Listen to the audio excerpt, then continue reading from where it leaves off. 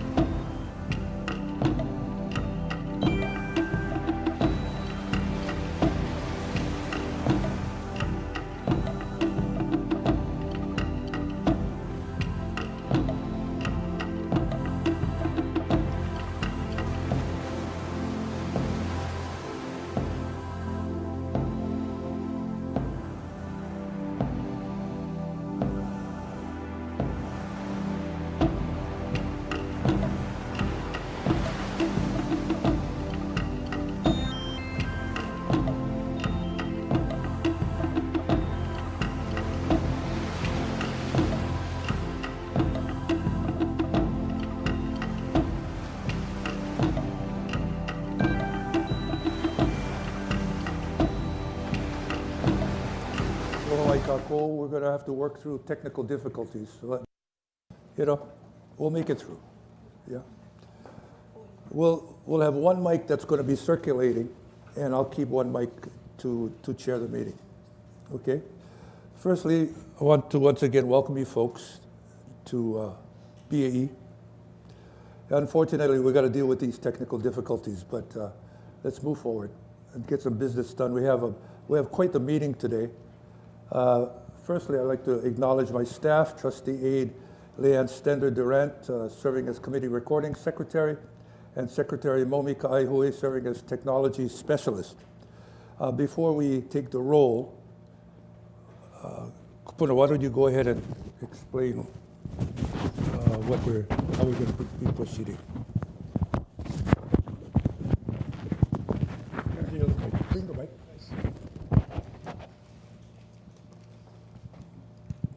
All right, thank you. So in order to facilitate the audio-visual communication that is necessary, anyone needing to speak, this will go a lot closer to how Roberts is. You will need to be recognized. There will be raising of hands a lot more. For voting, please also raise hands as well, just so that they can look up and see things along those lines. It may take a touch longer with those that you need to testify, but bear with us. I assume they'll be working on it throughout. Thank you.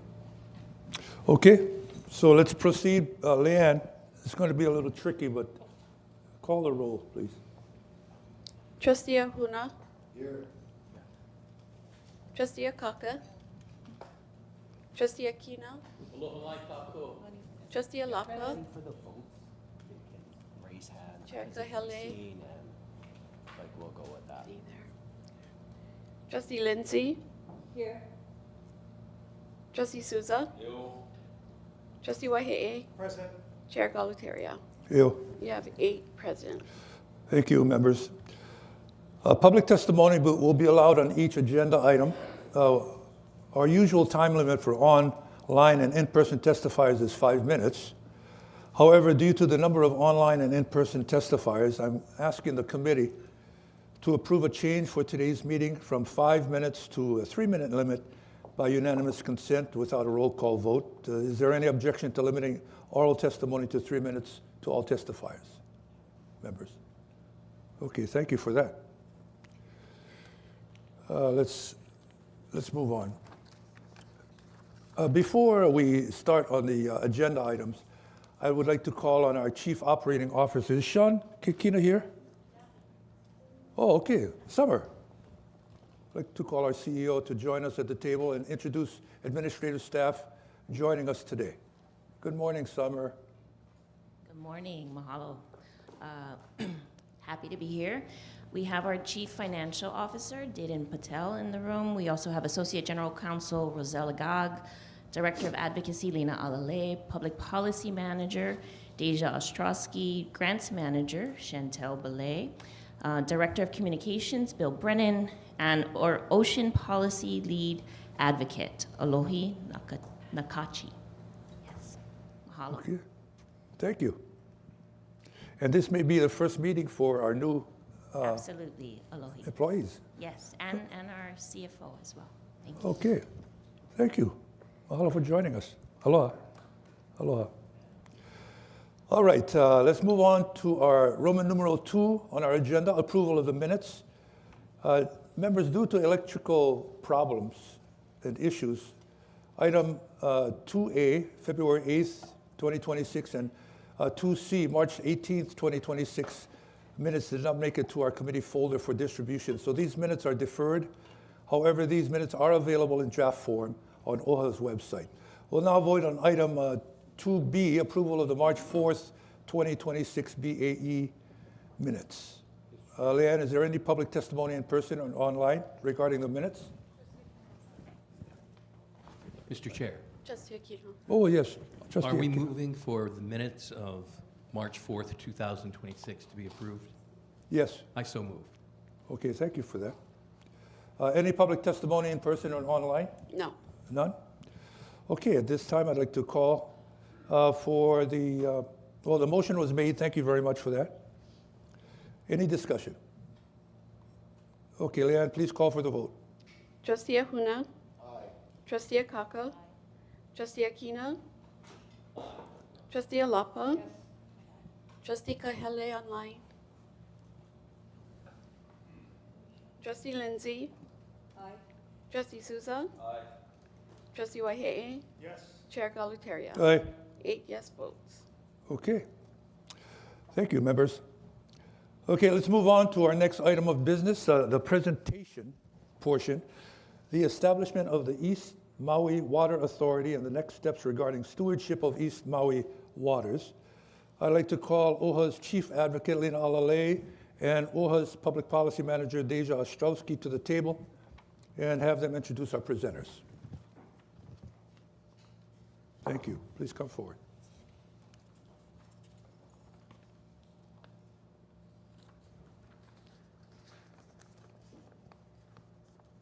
Yeah. Wait, hold on, Ali. It's going to be online. Is he? Yeah, I believe so. Yes. Yeah, she's going to move him in when he's up. So we have a line of presenters. Okay, go ahead, Leigh. Thank you. Okay, good morning, trustees. Mahalo, Chair. We have online the Mayor of Maui, Mayor Bissen, with 2 of his officers. And also online is Grant Nakama from Mahi Pono. And we have in the room the Chair and Vice Chair of the ʻAha o Maui Hikina East Maui Water Authority Advisory Board. The Vice Chair is Jonathan Scheuer, and the Chair is Kyle Nakanelua. So I believe the plan is to start with our online presenters, and I'll just say briefly that the presentation that you're going to hear relates to the action item that is being taken up immediately after. So we have invited the different stakeholders in the East Maui water issue to make their presentations about their view of the items that are covered in the action item. So we'll let the presenters be heard first, and then the administration will present the action item second.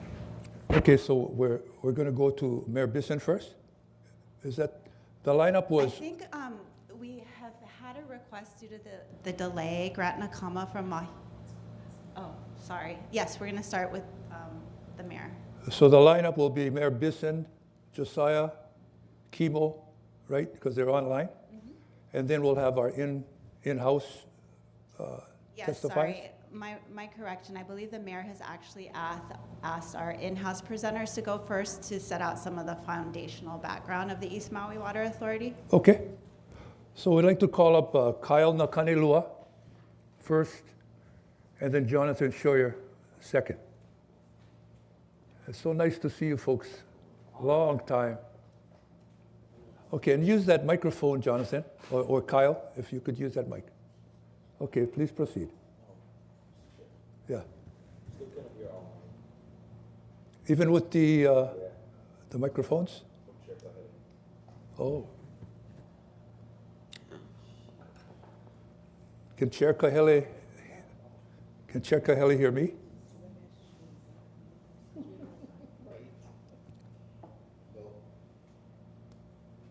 Okay. Sorry, you guys.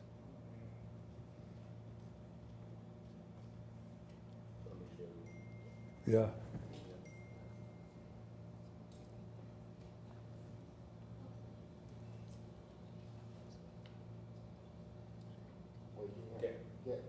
Okay. Well, check his microphone, please. Test 1. Yeah, there it is. Okay, Kyle. Aloha. E ola no ia oko, trustees of the Office of Hawaiian Affairs. I'm Kyle Nakanelua, chair of the ʻAha o Maui Hikina, and this is my vice chair, Jonathan Scheuer.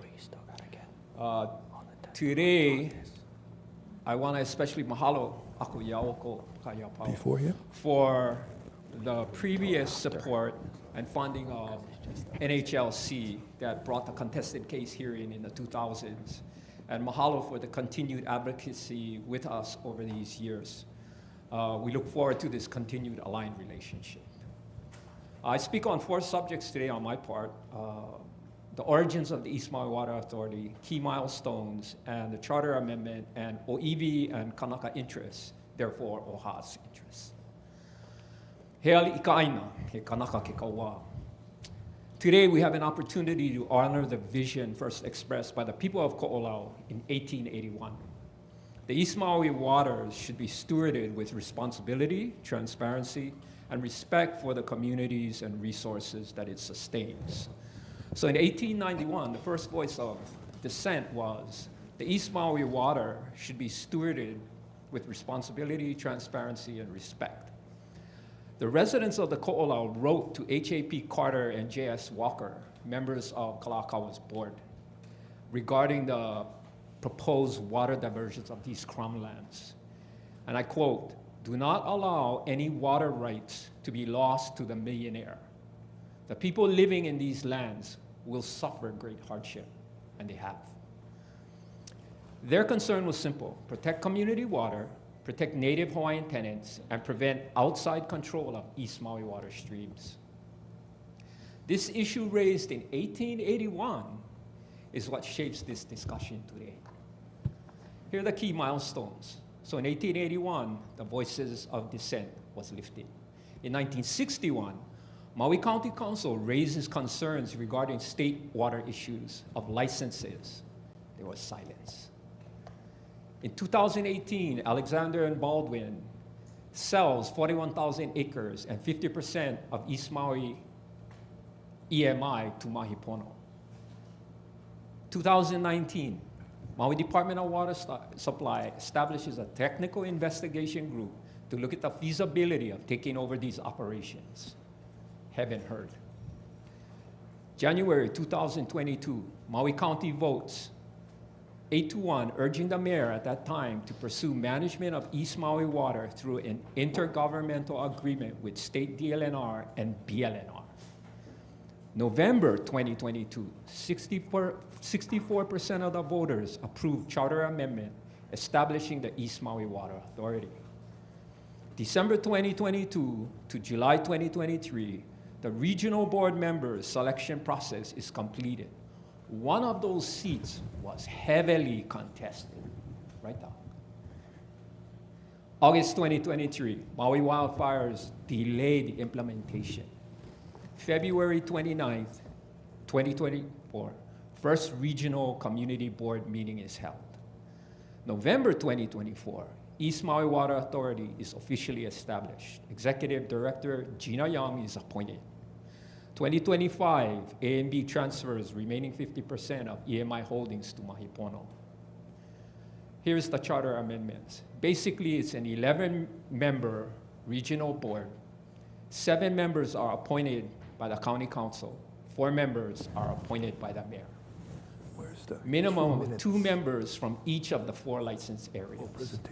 8 members must possess experience in water resource management and watershed restoration. Experience that these people have on the board are ancestral, historical, lived. The council appointments include agricultural, ranching, aquaculture, and local i'a. It's for a full-time Maui resident, and the Department of Hawaiian Homelands has a representative on its board as well. We have 4 ex-officio members: Department of Finance, Department of Water Supply, East Maui Council member, and the Council Water Chair Committee. Oiwi and Kanaka affairs. East Maui water is more than infrastructure.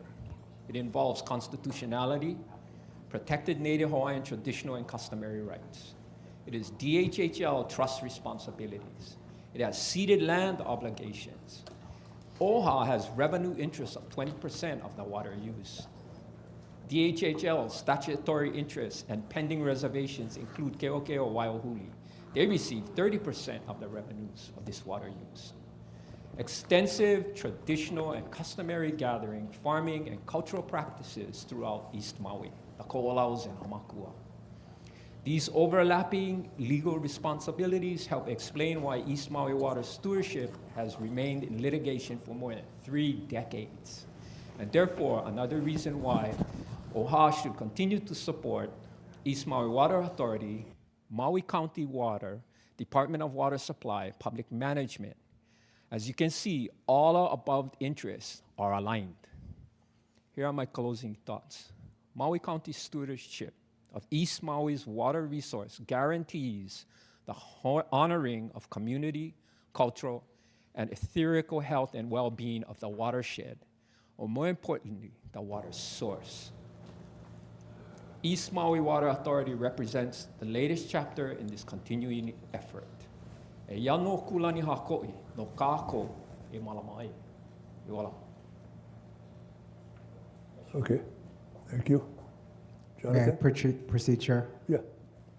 Aloha mai kako. My name is Jonathan Lee Keke Scheuer.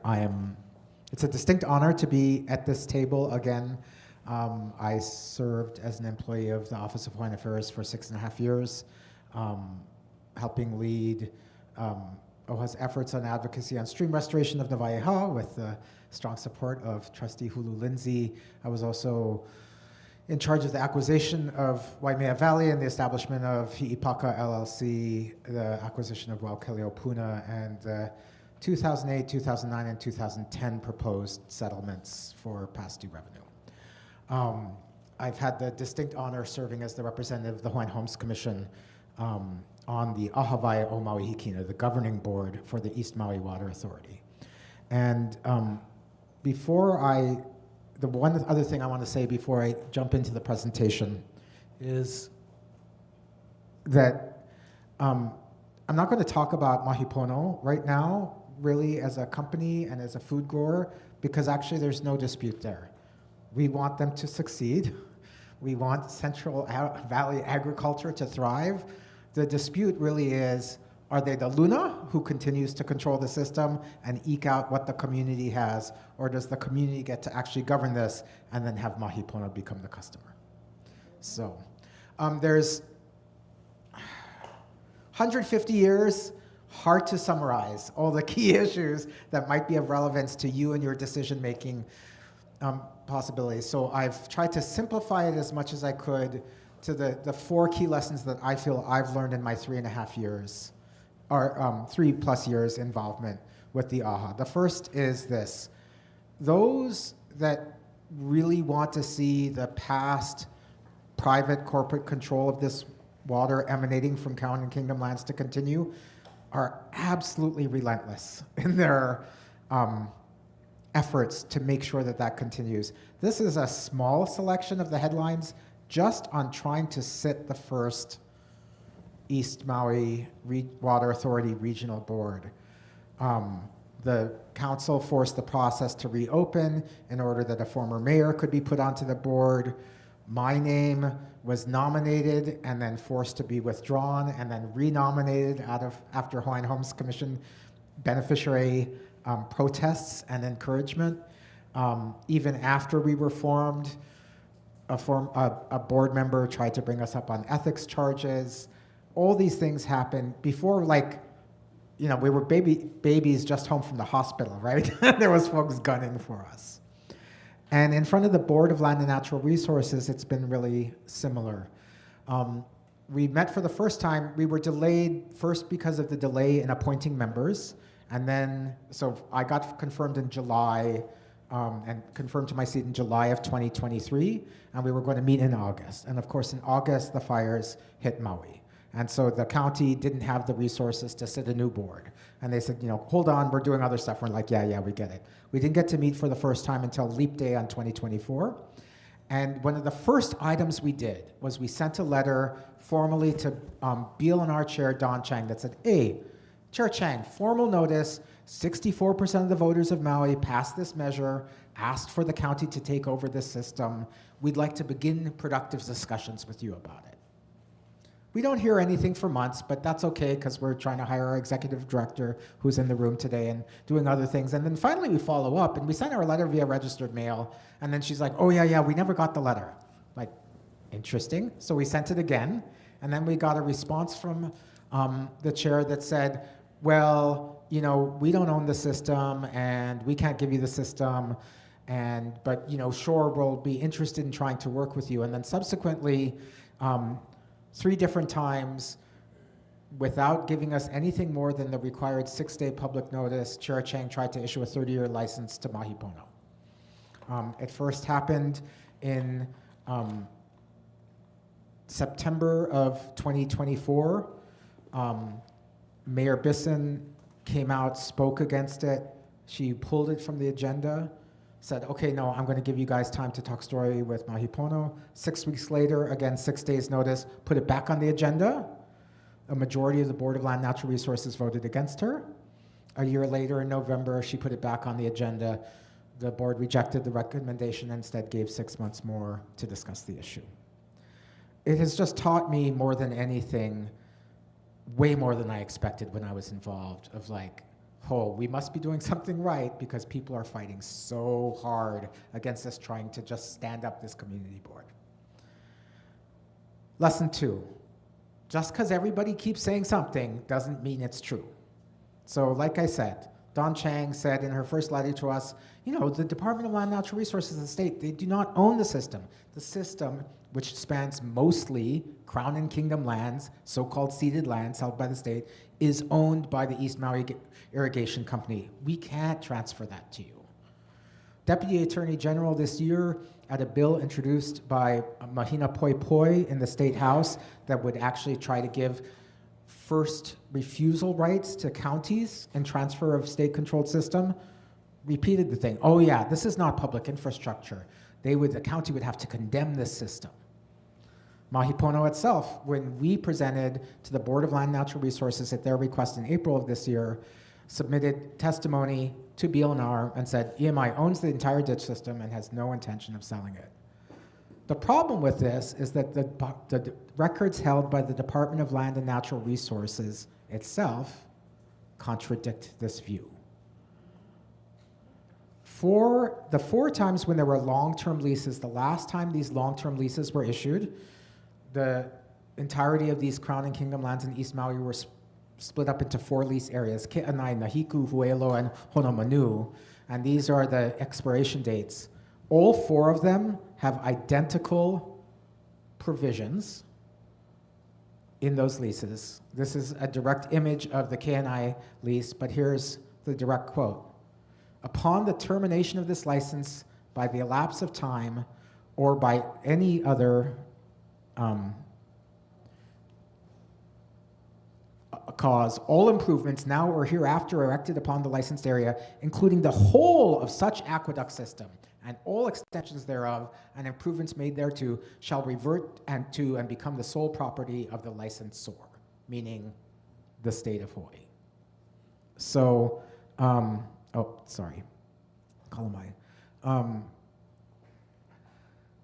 That's the second lesson. And actually, let me just go back to it for a second.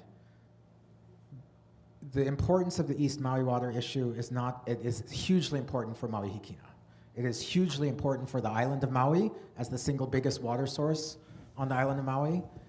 The idea that the state will assert that a private company, because it has used ceded lands for so long, has somehow gained ownership issues of them is of profound implications for the future unsettled claims of the Native Hawaiian people. Lesson 3, local governance matters. The image on the left is the board of directors for the Canadian Crown Corporation called the Public Sector Pension Fund. The company doing business as Mahi Pono is a subsidiary of this body, which meets either in Ottawa or Quebec. If somebody like Kyle Nakanelua or the other kalo farmers in East Maui want to try and communicate with them, these are the ultimate decision makers, versus the image on the right, which is most of our board, meet monthly in Wailuku, public meetings, people have access to ask about how water would be managed in the area. Last question, and I think this is really important because OHA has played an incredibly critical role over many decades in advocating for Native Hawaiian water rights, funding Native Hawaiian Legal Corporation, directly participating in lawsuits. But one thing we've learned, whether it's the recent decision by Maui Land and Pine to sell off their lands, by Wailuku Agribusiness asking for a bailout to take over their system, which is shut off, or time and time again with other water systems around Hawaii. Companies, what companies do, what the private sector does is great, but they make decisions based on whether or not they can make money or not. And that's what should happen.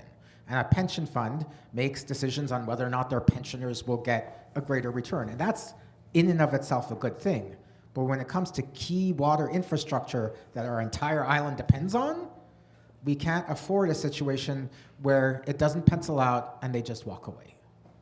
We need to actually have local community ownership and control of these things. And one thing I've learned in my 30 years of water advocacy, that you can win in front of the Water Commission, you can win in front of the Land Board, you can win in front of the Supreme Court again and again. And if you have a water utility, a water system operator who doesn't want to pay attention to it, whether it's what we saw in West Maui with West Maui Land or other places, it's very hard for the state to reach in and regulate. Who manages the system really matters. That's it, mahalo. I hope I didn't go over time. Thank you very much. Okay, thank you. Appreciate it. Stay right where you are. We have, let's go to Mayor Bissen. Is Mayor Bissen waiting? Yeah. Okay, let's see. Aloha, Mayor, can you hear me? Okay. Thank you for those presentations, you folks. We'll open it up for questions after our next couple of presenters.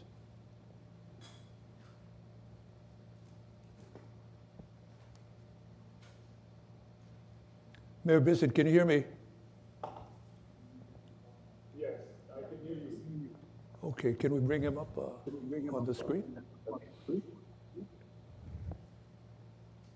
Oh, there he is. Aloha. Hey, aloha, Mayor. Well, welcome to OHA. We certainly Thank you for enjoyed your having me, presentation. Chair.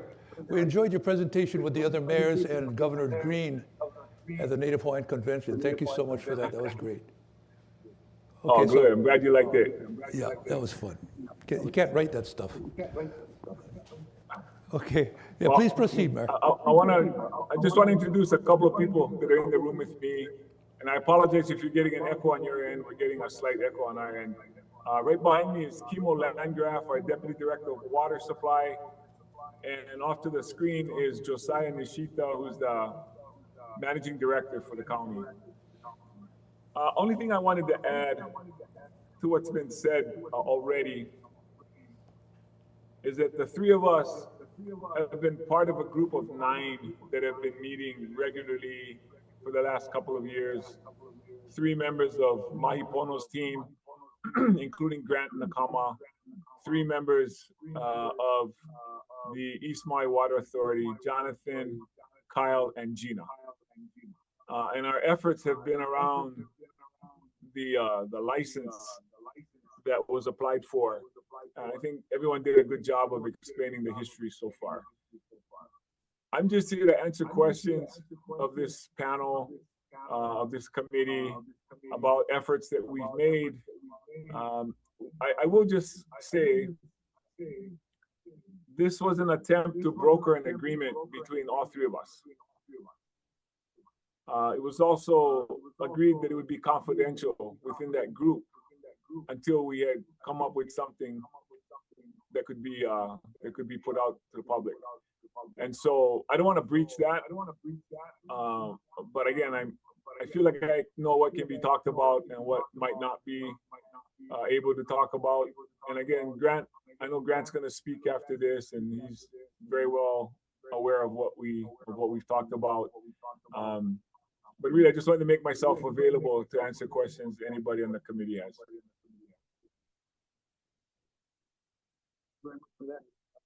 Asking questions as soon as our next presenter is Paul.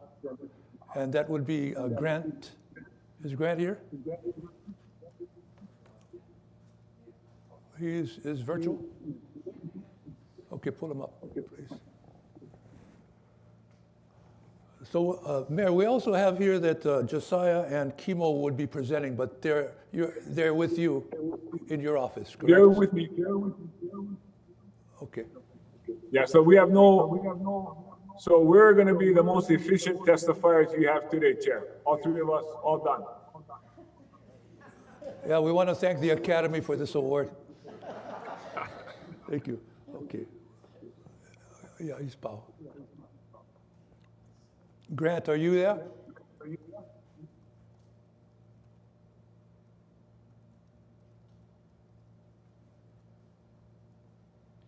Chair. I was just letting us a panelist. Good morning. Good morning, members. Okay, Grant, please proceed. Okay, sounds good. Let me bring up or share my screen. Hold on.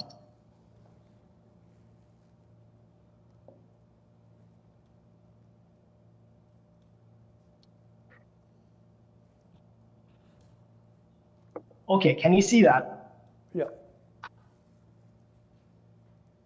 Okay, let me start here. Good morning, Chair and members of the Board of Trustees. My name is Grant Nakama. I'm the Senior Vice President for Mahi Pono. Thank you for the invitation today and for the opportunity to provide the board with a presentation on our company as a whole and our use of water for agriculture in Central Maui.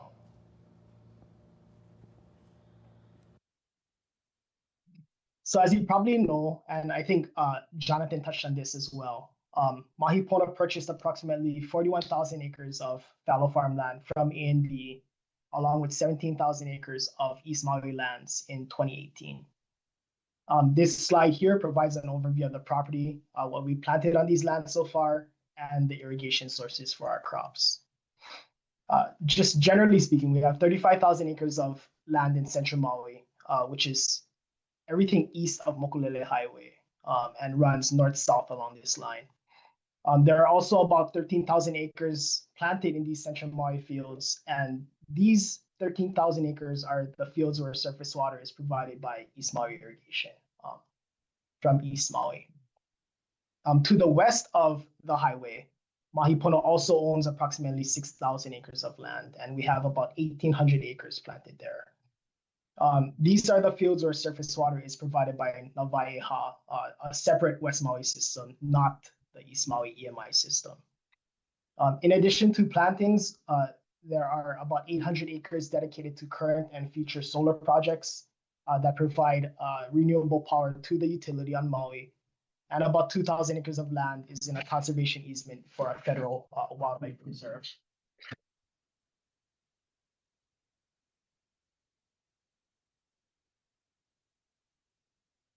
So what do we do with this water and these crops that we grow?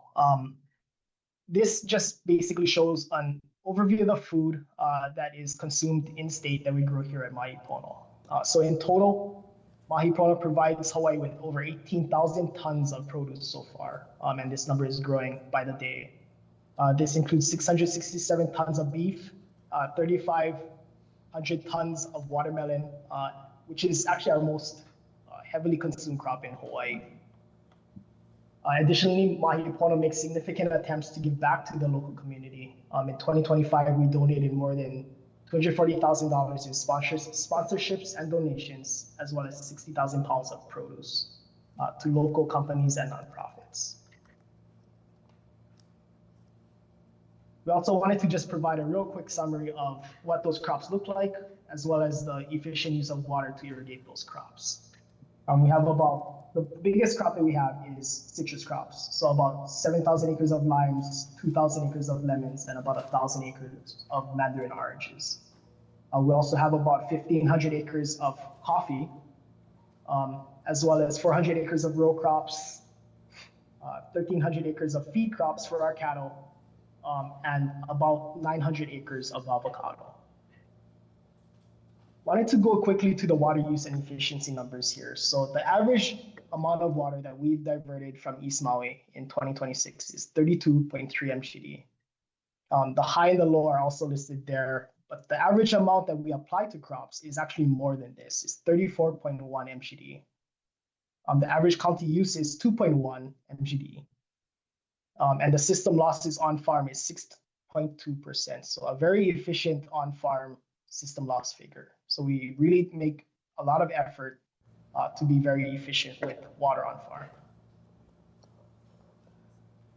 I also wanted to quickly touch on the interim in-stream flow standards and the work that we've done to comply with seaworm order from 2018 and 2022. In those years, the State Commission on Water Resource Management implemented these standards to protect in-stream biota, Mauka to Makai stream flow, and native Hawaiian cultural practices. Mahi Pono, for the record, believes in these intentions, and we are committed to complying with these stream flow standards. So what does compliance look like on our end? So it involves removing or modifying over 130 diversions in East Maui. So far, we have removed or modified 79 of them, and 51 additional diversions are pending work permits. Of the necessary permit applications, 235 have been applied for, and 174 permits have been obtained. Most importantly, of all of these figures, we do not have any permit applications remaining on our plate. So whatever permit applications that need to have been submitted have been submitted. Just try to control what we can control.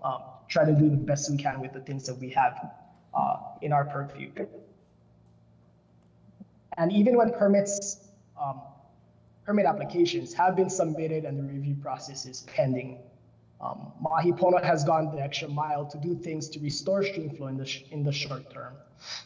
So for example, where it's practical, we're leaving gates open on streams so that water flows in then immediately out of the EMI ditch, or it's prevented from entering the ditch at all. So all of this is voluntary short-term solutions that we're trying to implement. They don't require permits, but they take the place of work that needs to be permitted. So in the meantime, we're trying to make every effort to restore water where possible. So the end result is a comparison, obviously, to what came before.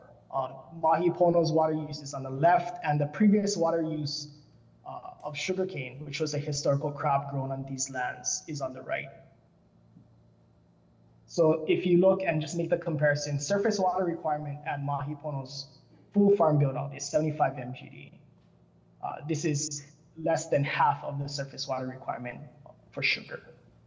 We also use about half the amount of groundwater for our crops, and we have a diversified farm as opposed to a monocropped agricultural operation.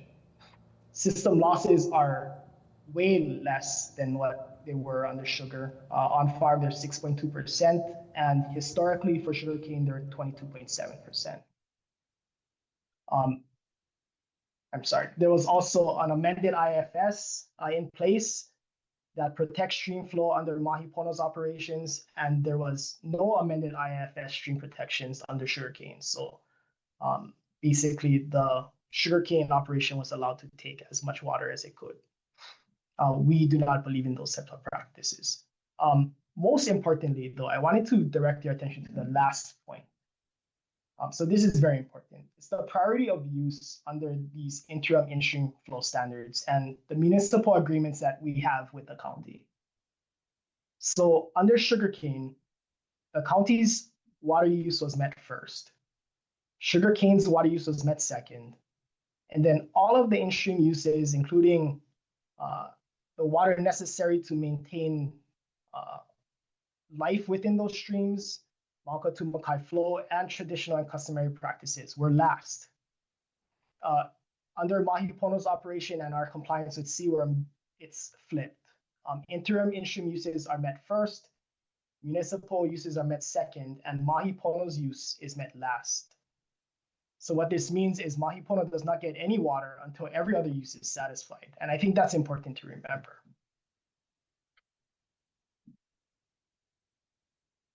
So that was a lot. So I wanted to reframe everything into a question. Why support a long-term water disposition to Mahi? So I tried to summarize that on this slide here. So as I mentioned, we're committed to complying with the interim in-stream flow standards set by seaworm. Again, all other needs are met first. Mahi Pono's needs are met last. Mahi Pono's agricultural operation, even at full build-out, effectively uses 50% less water than the previous agricultural operation, all while meeting every other need identified by Scheuer in its interim in-stream flow standard decision and order. Second, Mahi Pono is a very experienced system operator. Mahi Pono's subsidiary, East Maui Irrigation, has operated the system for decades. Mahi Pono's on-farm system losses are less than 10%, which is even better than most closed municipal systems that use closed pipes. I mean, we try to be very efficient on farm. And ENMI has provided water to the county without interruption for over 50 years. You take this as a whole, it shows that we have the experience, the knowledge to continue operating the system. Third, the county continues to benefit if water was licensed to Mahi Pono. We will continue to deliver water to the county. We will be willing to meet the county's needs of up to 12 MGD. And we have held the water rate to the county at 6 cents per 1,000 gallons since 1973, over 50 years ago. And again, this rate does not cover the operating costs for delivering water to the county, and we have not changed it since 1973.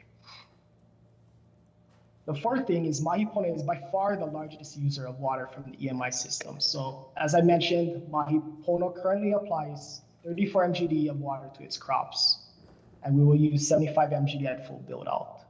By comparison, the county currently uses 2.12 MGD of water. This is a fraction of their requested allocation and over 93% less than the water currently used for ag by Mahi Pono.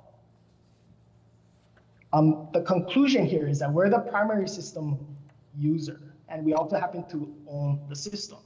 We're the operator of the system, and we should be the licensee, not the minority user, especially when we are providing assurances to the county that water would continue to be delivered if a license was awarded to Mahi Pono.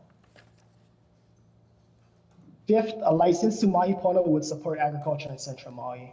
The state has identified this as a priority, and we have delivered on our promise to farm on our Central Maui lands. Again, we have currently 13,000 acres of land in active crop cultivation and another 12,000 acres of land in active ranching operations.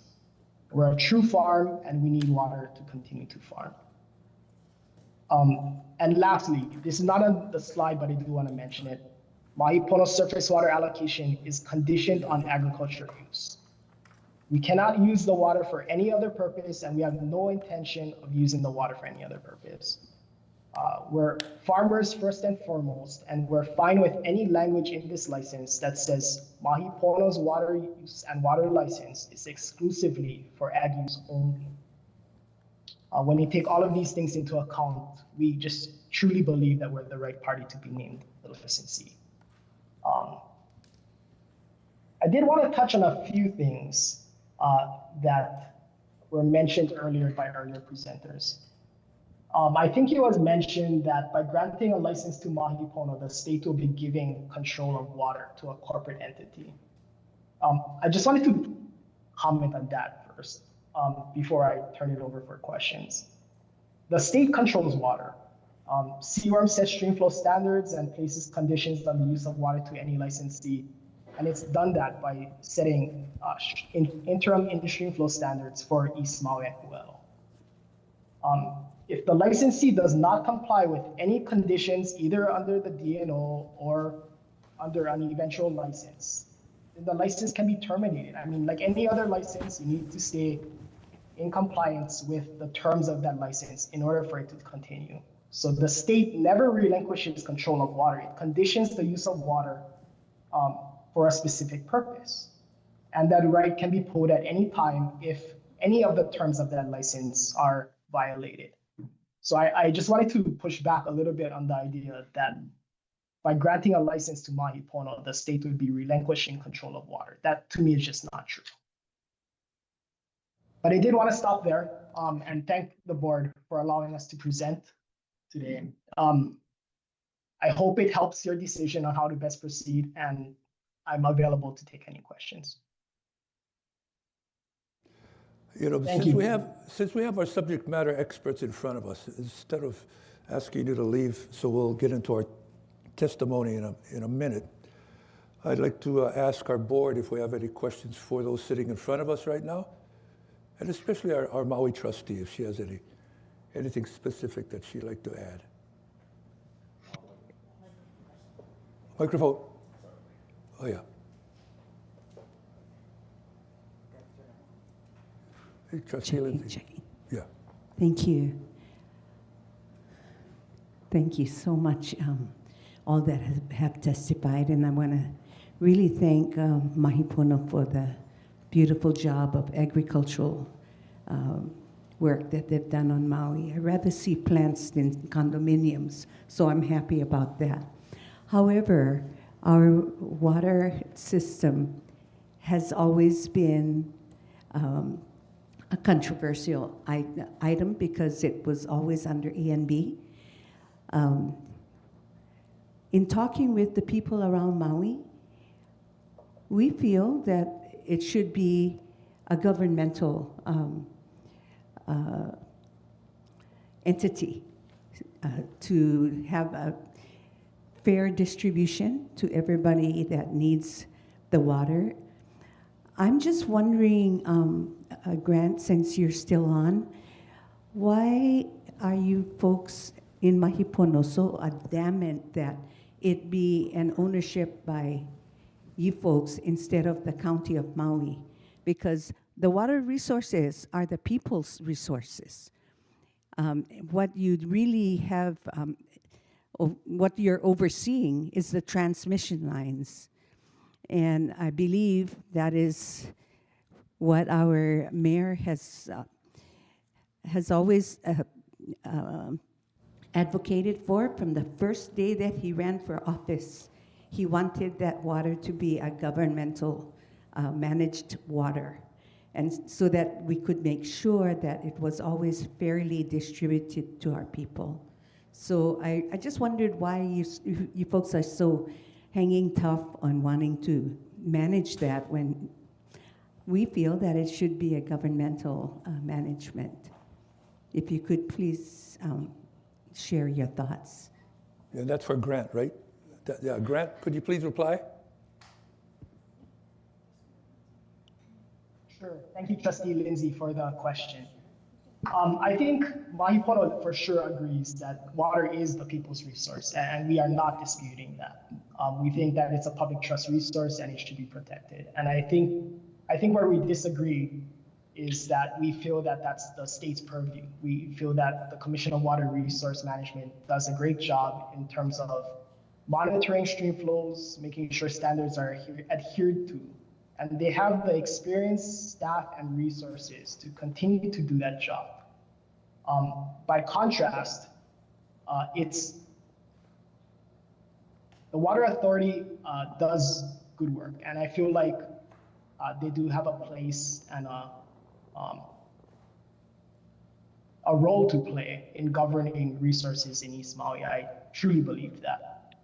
I think it should not seek to supersede CWRM because I feel like they should work together in that sense. And I feel like CWRM already does a great job in monitoring, like I said, resources in East Maui and doing that job and that role. I also feel that there's logistical issues with granting a license to the county. Dr. Scheuer, I believe, said that, or called into question EMI's ownership of the system. And, you know, we disagree, obviously, and I think he noted that disagreement. But one thing we can say for sure is that Mahi Pono owns an area of the ditch system that is situated outside state land. And this is not a small area. The run on that ditch is at least 5 miles. It's 5 miles if you draw a straight line. It's way more if you follow the actual curve of the ditch. And the county has, we have the sole right to transmit water through that privately held ditch area. And we have no, we haven't heard of an answer to account for how the county would have a legal right to transmit water through that portion of the ditch. So there's a logistical issue too. And then lastly, there's an experience issue. So EMI, the team led by Mark Vaught, has been operating this ditch for decades. Mark himself has operated it for 30 years.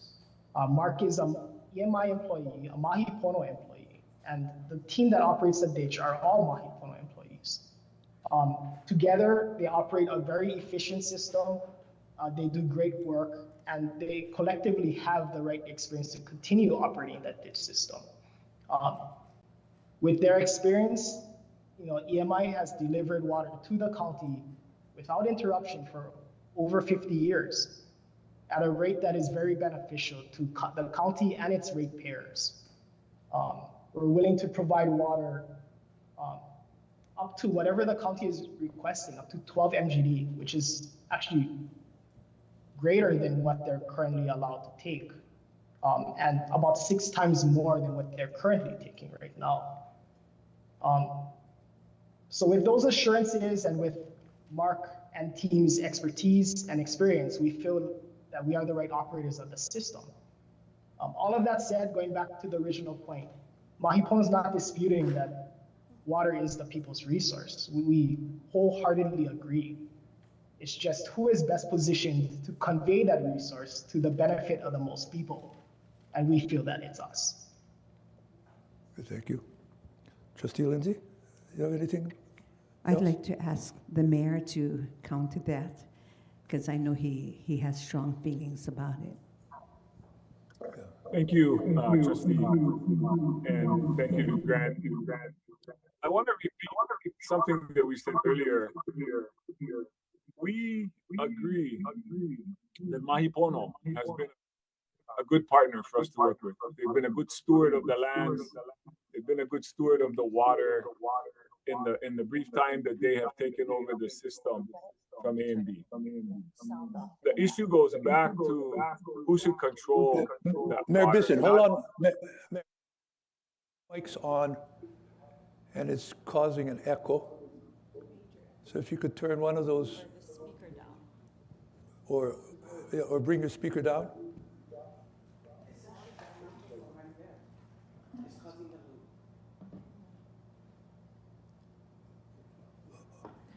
Okay, you like to proceed?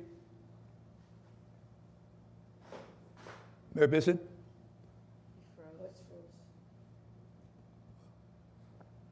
Okay. It's frozen.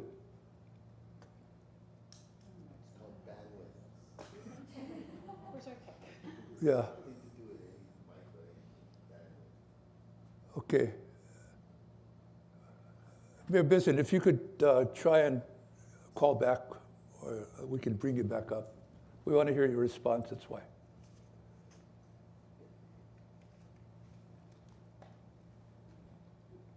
Okay, I think I'm back on now. Yeah, very good. If that's better. Can you hear me okay, Chair? Yeah, that's much better. Thank you. Go ahead. Sorry about that. What I was starting to say is that Mahi Pono, this issue isn't about Mahi Pono being a good partner or not being a good partner. It's about who should control the system. A lesson we're learning is, for example, Wailuku Water Company is a private purveyor of water. And right now they're going through some challenges that are going to require us to likely take over the system as well. And what we don't want to have to do is rely on a private water company's decision to either provide or not provide. And that hasn't been our experience with Mahi Pono. I'm saying that out loud and clear, but I'm saying with other private companies, we've learned that. The benefit for the county, the benefit for any governmental agency is that in perpetuity, no matter who the private company is that comes in and you provide water to, the county will always have that continuity in perpetuity. And that's the benefit.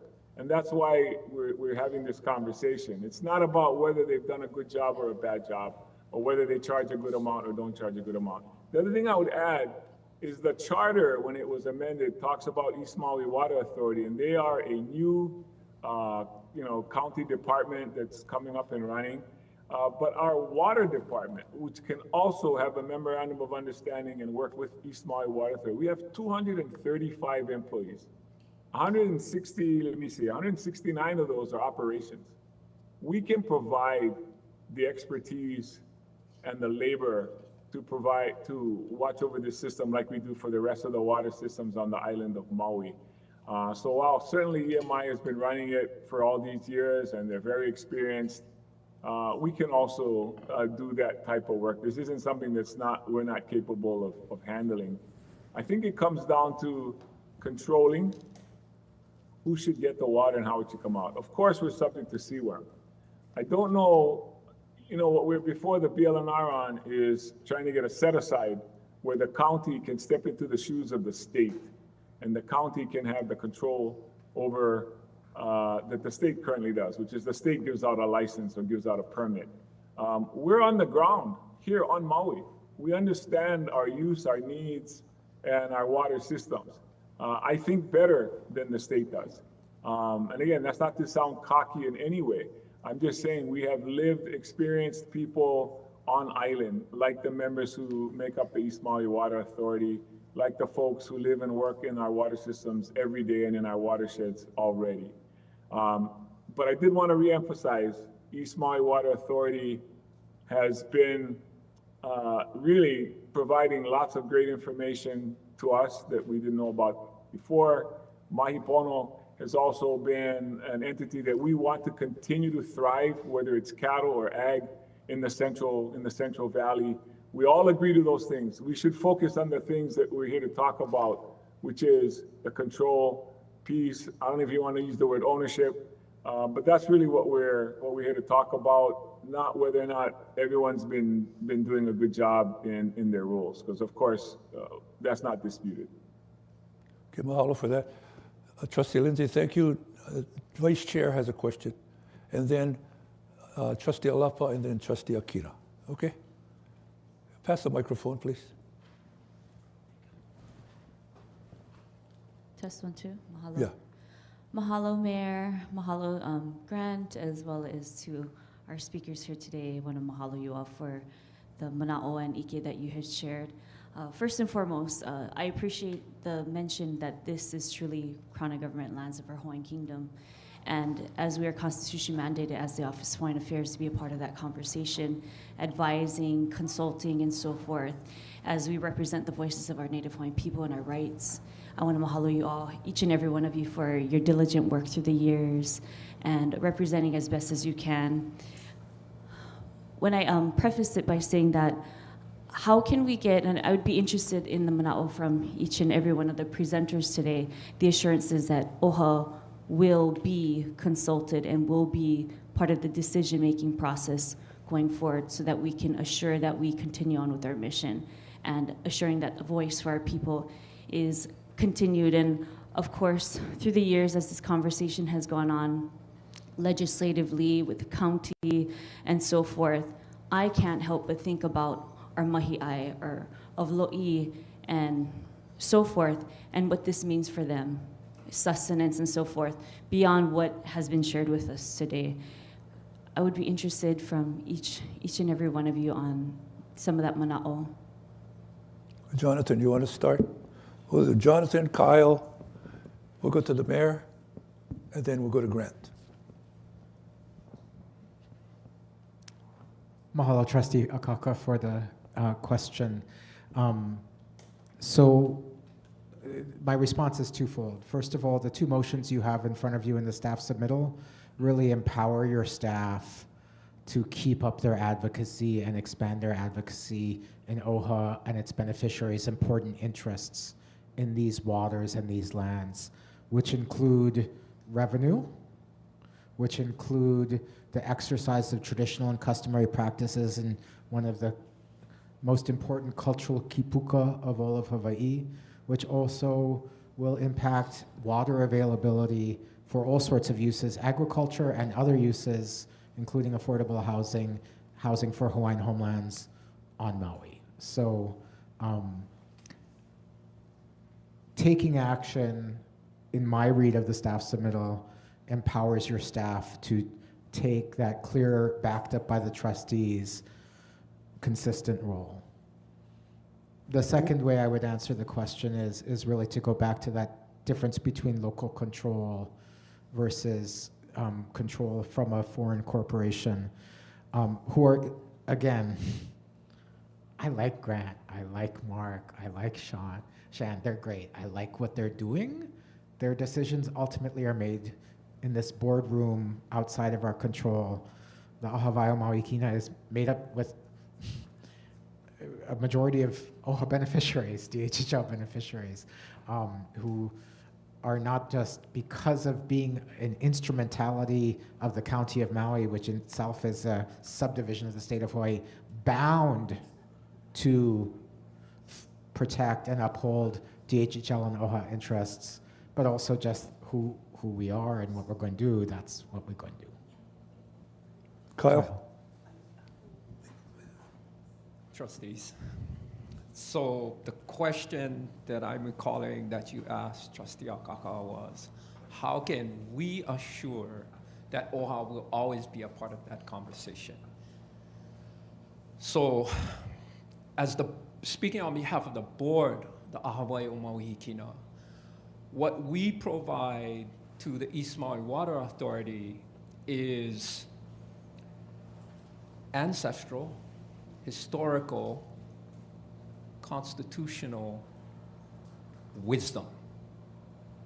We guide them in their practical applications of the work that they need to do based on ancient traditions that we provide to them, that they can glean off of the wealth and the values of that in operating in today's 21st century.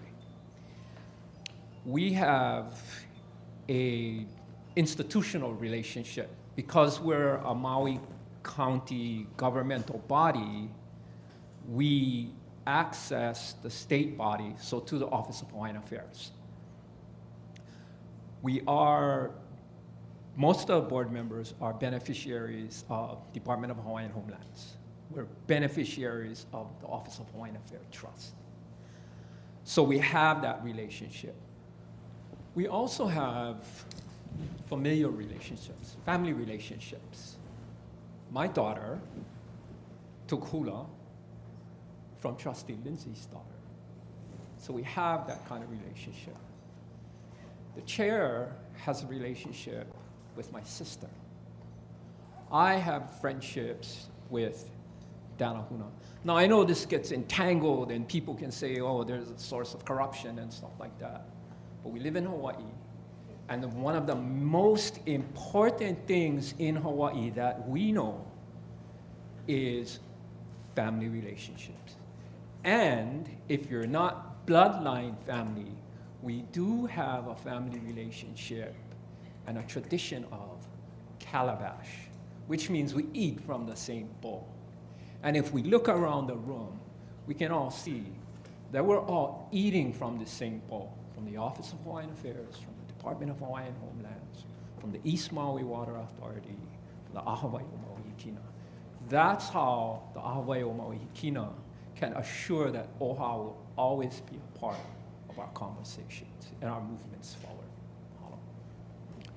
Okay, Mr. Mayor, do you have anything to add? With what's been said by the speakers, I don't think Trustee Lindsay or Trustee Alapa would let the County of Maui forget that we need to be responsive to OHA, first of all, as their responsibilities as the representatives of their communities, their respective communities. This is Maui County. Obviously, the East Maui Water Authority will not let us forget as the county that we need to be responsive to this organization. But I would remind everyone, it is a rare municipality that buys its water from a private water company. That is not the norm across this state or across this country. In most places, it is the municipality that controls the water. And they would provide it to a private company, of course. And so I would just add that to, it's a little off the question, but again, thank you for that question, Vice Chair. Thank you. Grant, you'll be the final one on this question. Thank you, Chair, and thank you for the question. I think the previous answers mentioned that revenue for OHA and DHHL, Native Hawaiian customary practices, and the control of water were reasons that the county should be awarded the license, and thus OHA would continue to have a seat at the table through those three functions. Those three functions are the same regardless of whether the license is awarded to the county or the license is awarded to Mahi Pono. As a condition of the license, regardless of who the licensee is, revenue would continue to flow from those licenses to DHHL and I believe OHA. Native Hawaiian customary practices would also continue to be protected through mandatory compliance with the interim in-stream flow standards set by CWAR. So those practices are protected regardless of who the licensee is. And the control of water also remains the same. It's with the state. Mahi Pono, if it were awarded the license, does not control water.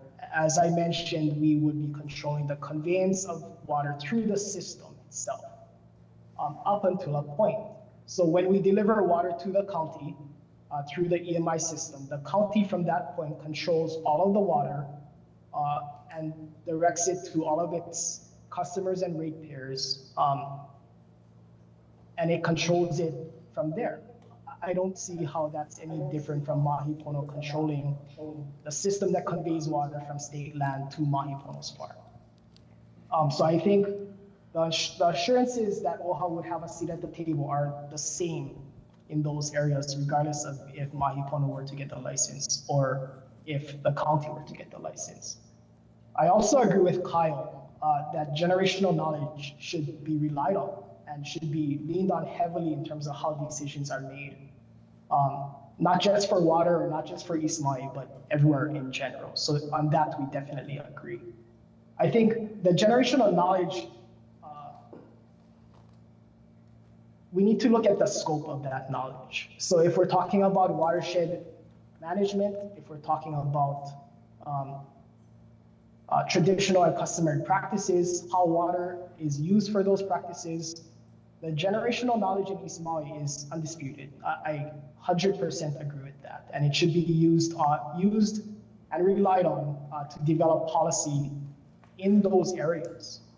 What I think the license concerns itself with is the actual conveyance of water through the EMI system. And the people with generational knowledge in that scope is the team at EMI. It's Mark Bott, it's his crew, the people who have been operating it for generations. There are second generation ditch operators on the team currently. And if we're talking about generational knowledge and the scope of each type of knowledge, the team with the most generational knowledge about how to convey water through EMI is the current EMI team. So I think that it's correct to lean on generational knowledge, but we should lean on it where it applies. So I think that's one other thing to keep in mind. I also think that the mayor's point about it not being the norm for a municipality to buy water from a private entity is correct. That's 100% true. I think what makes this system unique and what justifies that arrangement is that this system was designed for ag. It's scoped and sized for agriculture in Central Maui. It was not designed to be a municipal system. For any system that's designed to be a municipal system, I wholeheartedly agree that the county or any municipality should control those systems. If it serves a municipal purpose primarily, then yeah, the county or any municipality should control it. I agree. But where we disagree, I think, is that, and where I think it's important to make a distinction, is that the EMI system was designed to convey water for the purpose of agriculture in Central Maui. It was not designed to be a municipal system. First and foremost, it's an agricultural system. So I think that's what justifies EMI's continued operation of the ditch system and its awarding of the license as a licensee. Okay, thank you.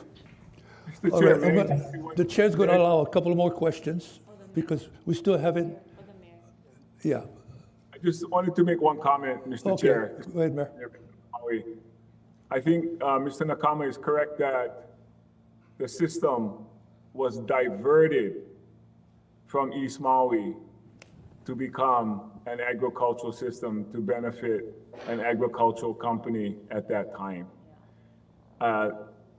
If we really want to go back to that original decision, then maybe that's something we should all explore. How did that ever come to be? Yeah. These waters that flowed not to Central Maui were diverted specifically at over 100,000 gallons of water a day to benefit a particular company. And I'm not saying that wasn't what was, however that was decided, 100, 150 years ago, is something maybe we should talk about. But to now say, oh, this was never intended for drinking water, it was always intended for ag water, I think maybe that's something staff should look into and say, how did that ever come to be? Thank you. That's a whole nother situation. Okay, Jonathan, if you could walk the mic over to Trustee Alapa. Okay, and go ahead. There it is. Aloha, Mayor. Question for you regarding the maintenance. What are the operating and maintenance costs for the water system? And then this also goes to say for Mahi Pono, same thing. Is it you guys have your own different costs? I would like to know more about that. Yeah, I think we're trying to find that out as well. I would probably have to defer to Grant to find out what the cost is. We would be interested in knowing that as well. Okay, Trustee Hikina. And then we still have 2 live testimonies and 10 virtual testimonies. So, Chair, I think Grant Nakama was going to answer the trustee's question. Yeah, and I apologize. I wasn't able to see who the question came from, but I do think I understand the question. It was, what is the current operating cost of EMI? Was that correct? Yes. Yes. Got it. Thank you. So I think having CapEx aside, putting CapEx aside, the day-to-day operating cost over a whole year for EMI is about $3 to $3.5 million. And that varies depending on how much water flows through it, how much rainy events we have that we got to deal with. So it varies year to year and month to month. But on average, that's probably around the range where it falls. Okay, Trustee? Okay, Trustee Hikina? Thank you. Chair, thank you Yes. for calling upon me. Appreciate it. Mayor Bissen, mahalo. It's good to see you here today. And thank you for your presentation so far. I appreciate the fact that you have acknowledged the various parties that have kuleana in this matter. ʻAha o Maui Hikina. I'm glad to see you here. The county, through you, Mayor, and Maui Pono. I also appreciate, Mayor, that you have spoken very graciously regarding Maui Pono. You pointed out earlier that it's not a problem of their operations or working with them, and that there will be a place for them in future proposals as to how the water system is worked out. I just wanted to clarify, then if the difficulty is not with Mahi Pono, is this primarily an issue between the county and the state? And the reason I'm asking is that I need to know where my kuleana is in terms of giving some wisdom to this at the board of OHA. Is it fundamentally an issue that you believe that the county is a better steward of the water system than the state? And if so, what are the problems with the state managing it, and how would the county be superior to that? I don't know if the state is the steward of the system, trustee. I know the state determines who gets the license. I don't know if that makes them the steward. And of course, CWRM determines allocation and prioritizes the needs. They are a state agency, yes. I think we are the stewards of the water. That's what I think. Currently, Mahi Pono has the kuleana of providing the transmission. I think we are capable of providing the transmission. Again, I may not be using the word stewardship in the same way you're intending in your question, but I currently think we are the stewards of that water, not the state BLNR. I appreciate that, and I'm just trying to also to clarify the difference between ownership, authorization, and operation, which we've been talking about variously in today's discussion. Do we? I'll say this. Yes. Say this. We currently have to go to the state BLNR in order to get a license for water on Maui. That's currently the system that's set up. So do I think Maui County can stand in the shoes of the BLNR and give out licenses to folks like Mahi Pono? Yes, I do. I think we can. That's precisely the point. Thank you. I appreciate that, because I wanted to clarify whether this was really a battle between the county and Maui Pono, or more a clarification between the county and the state.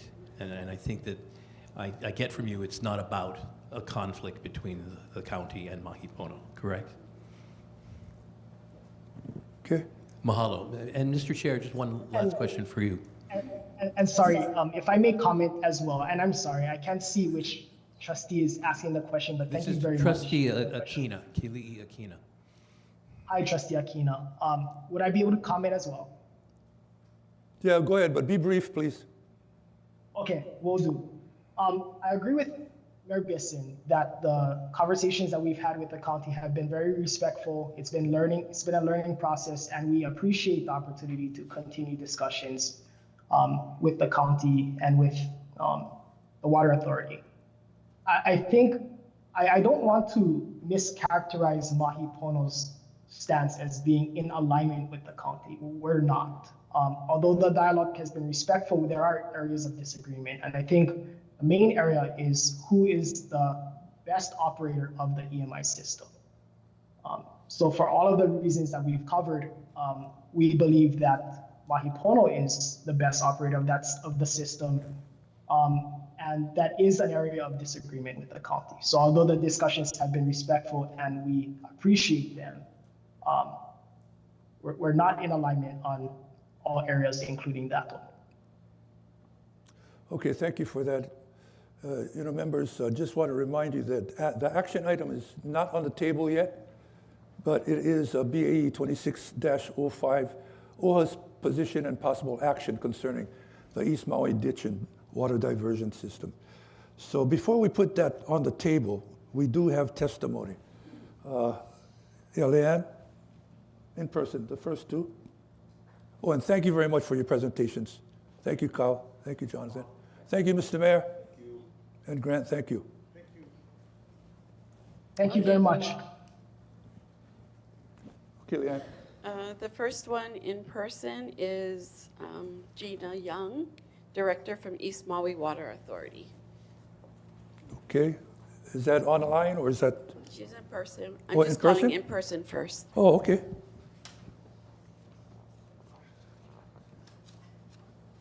I'm sorry, your name again, ma'am? Oh, I'm Gina Young. Okay, Gina.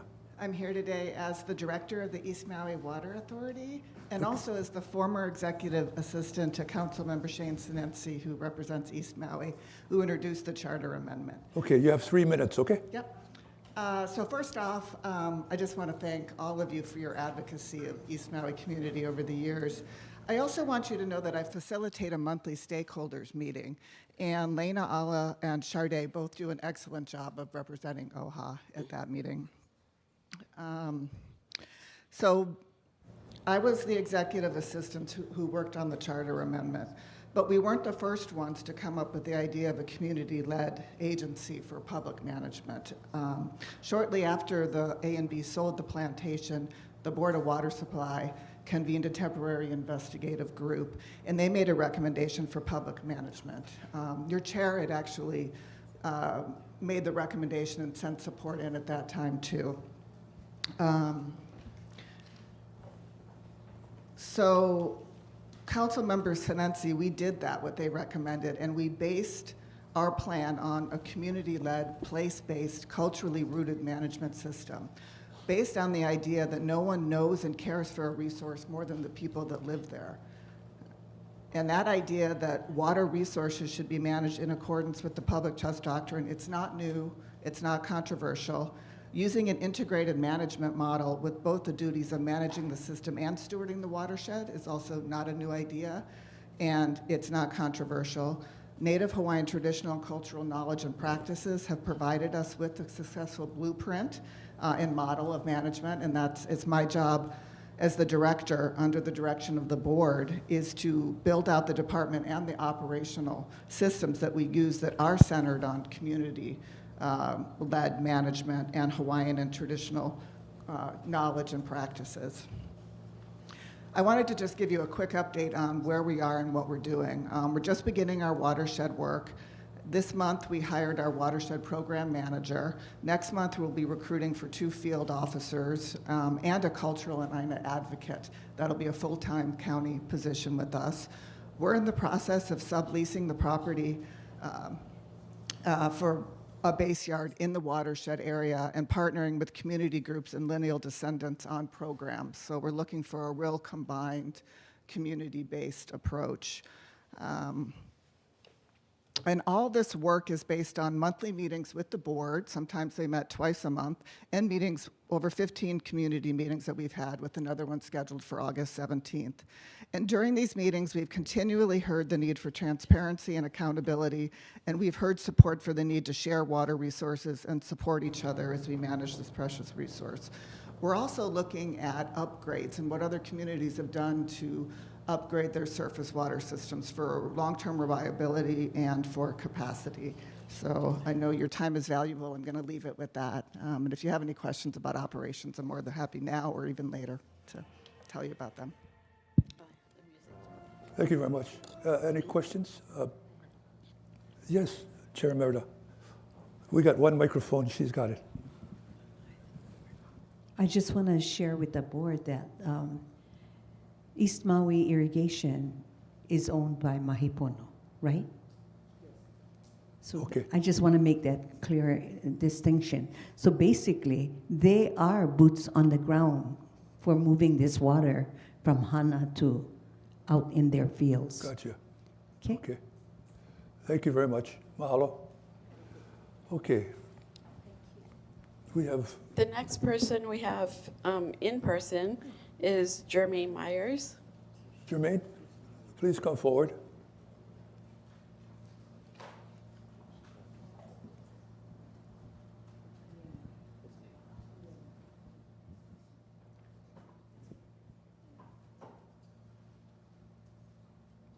Aloha. Aloha. Aloha, Chair. It's okay.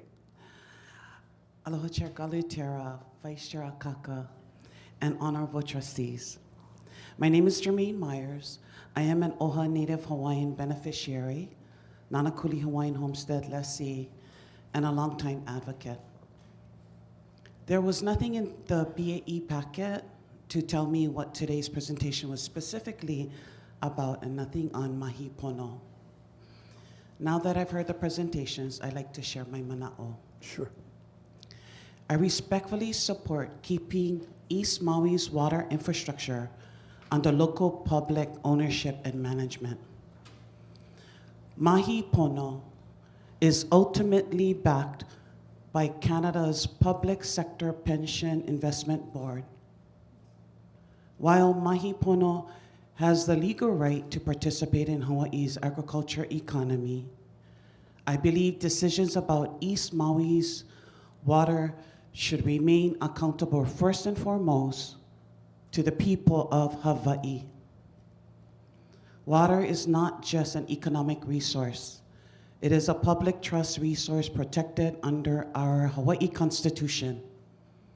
It sustains Native Hawaiian traditional and customary practices, kalo farmers, local communities, our streams, and future generations.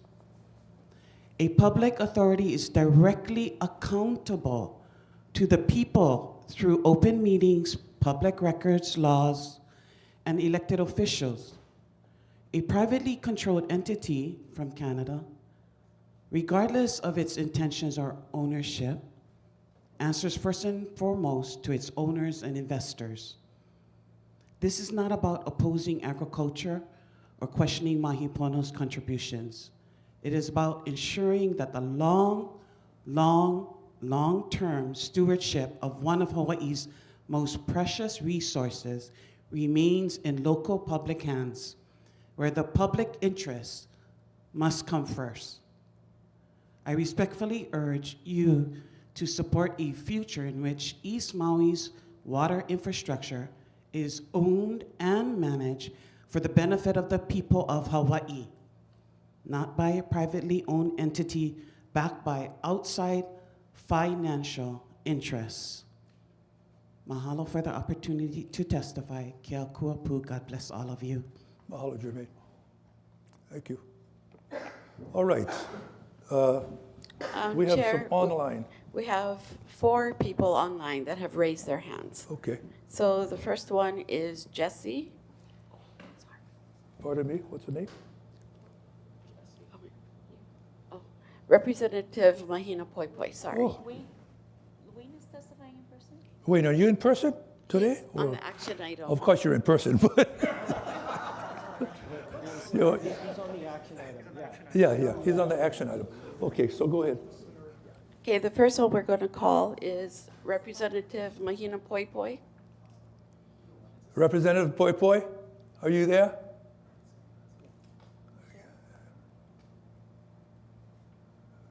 Aloha, Chair and trustees. Aloha.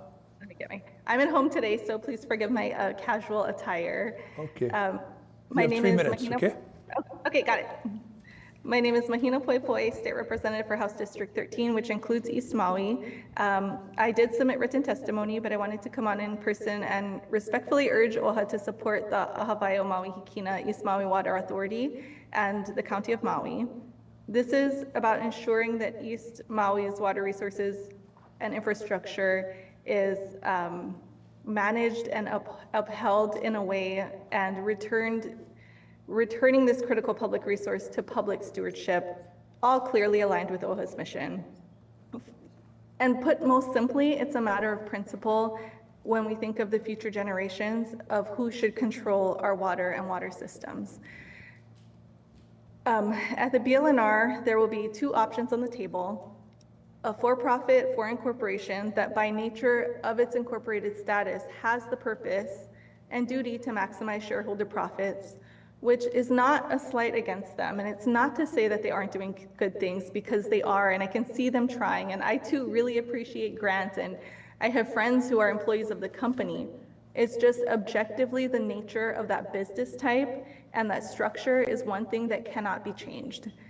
On the other hand, there's the choice of a community-facing, community-built, place-based, community-accountable, not-for-profit, mission-driven, public sector organization that can and will and has to prioritize the public trust doctrine and prioritize Native Hawaiian interests. And the County of Maui has the longevity, long before us, long after us. I think it's the most stable place to place it. The priority of getting water back in our streams and into the lo'i that have been dewatered for centuries is one that the East Maui Water Authority, ʻAha Maui Hikina, has. So the choice should be an easy one. I wholeheartedly believe, though, that all water users, including the biggest ones on the system, can be reasonably accommodated through working together, but the control and management needs to be brought in the public and community's hands.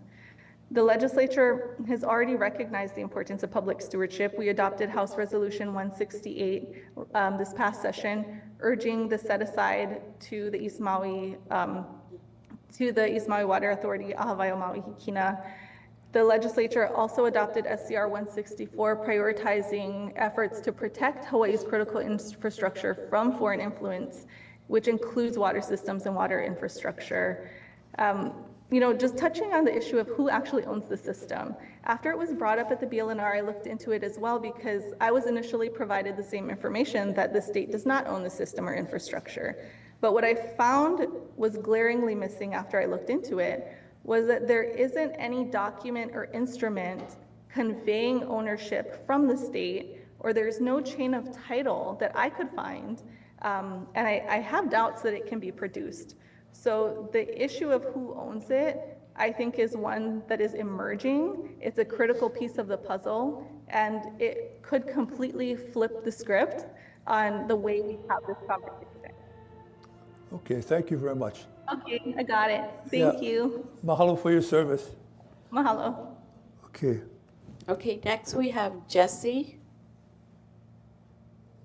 Jesse, are you there?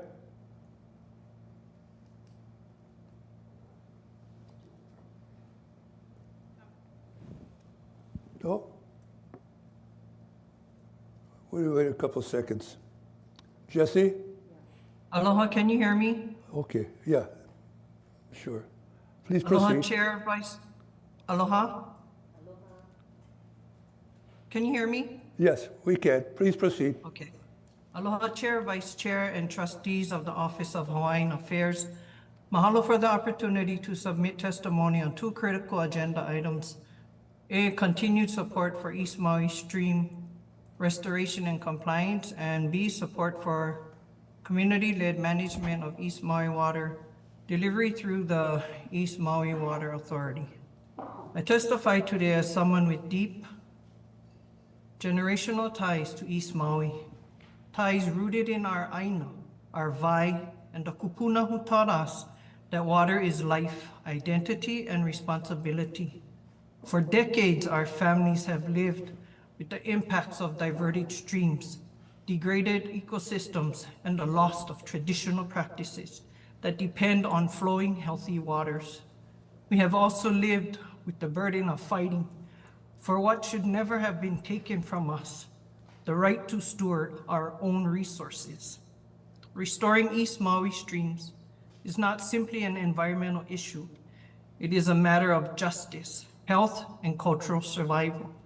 The restoration work already underway has begun to heal ecosystems, replenish lo'i, and revive practices that were suppressed for generations. But this healing is fragile. It requires vigilance, enforcement, and unwavering commitment. I urge OHA to continue supporting full restoration and strict compliance. Our communities have seen what happens when oversight lapse, streams run dry, native species decline, and our cultural practitioners are left without the water they need. OHA's advocacy is essential to ensuring that restoration is not symbolic, but real, measurable, and permanent. The East Maui Water Authority represents a historic opportunity for our communities to reclaim stewardship of our own water. Community-led management is not only consistent with Native Hawaiian values, it is the most effective path toward accountability, transparency, and long-term sustainability. For generations, decisions about East Maui water were made far from East Maui, without the voices of those who depend on these streams for their livelihoods, cultural practices, and identity. East Maui Water Authority changes that. It places management in the hands of those who know these waters intimately and who carry the kuleana to protect them for future generations. I strongly support OHA taking a position in favor of community-led management. This is a moment to stand with East Maui families, practitioners, and lineal descendants who have fought tirelessly for this shift. OHA's support will help ensure that East Maui Water Authority is resourced, respected, and empowered to fulfill its mission. Almost pau. Our kupuna taught us that vai is a chief, a life giver, and a sacred trust. The decisions before you today are not merely administrative. They are about restoring balance, honoring history, and protecting the future of East Maui. I respectfully urge the Board of Trustees to support both continued stream restoration and the establishment of community-led water management through East Maui Water. Mahalo for your time, your leadership, and your commitment to our aina and our people. ʻAha. Okay, mahalo, Jesse. And just reminding all testifiers that we have a 3-minute limit today, okay? Mahalo. Who's up next? Next is Lucianne Denali. Pardon me? Lucianne Denali. Lucianne, are you there? Can you hear me? Yes, we can. You have 3 Wonderful. minutes. Thank you. Mahalo. Well, I deeply appreciate all of you, Chair and Vice Chair and trustees, hearing this matter today. I'm in strong support of both of the motions. I am not a beneficiary, but I'm a longtime resident of Hauelo in East Maui, and I've been part of this discussion for many, many years. And keep in mind, for those of us who live in this East Maui system, the ditch systems are often in our very backyards. They're really part of our lives. We really appreciate all the support OHA and Trustee Lindsay have given us as, you know, residents of East Maui and as stewards of these streams for all these long, many years. This is not a new discussion. Even back in the 1960s, the county was looking into maybe that it could find some way to manage part of the East Maui system. The ʻAha o Maui Hikina is just a board that is like a dream. It deeply reflects the community it serves. And currently, while the Department of Forestry and Wildlife manages the state forestry lands that surround the streams, they are in partnership with East Maui Watershed Partnership and EMI Mahi Pono. But the Water Authority would be joining DOFAR as a much-needed new partner in managing the lower watersheds and streams, which no one is doing right now. So this would be a game changer for the better. And the structure proposed by Director Young is like music to our ears. We have watershed management, community liaison, someone to contact, someone who responds, someone whose kuleana is to work with the residents of the East Maui communities and the upcountry community who depend upon the water. We get it. Mahi Pono needs to concentrate on running their farm. We all support them doing that, but our communities and our watershed need more. We need hands-on plan to improve the system and make it more flexible to our current weather patterns. The system was originally designed to be an ag system when sugar was king. That was 100 years ago. The rights of all the kuleana and domestic users were protected in the original leases, but these obligations were kind of forgotten over the years, and times have changed.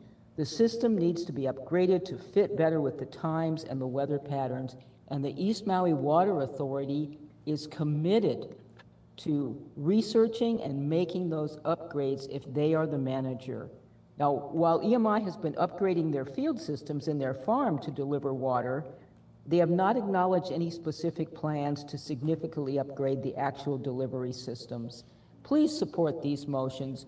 We need to transition to a can-do attitude for our watersheds and our streams, and we need to make sure that there is water to deliver to Mahi Pono, because if the system is not well managed, there will be less and less water over the years.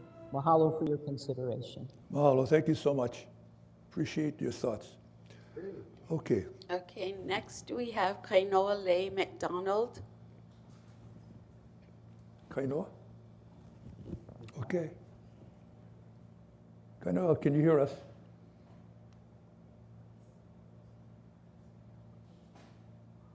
Aloha mai kako. Aloha.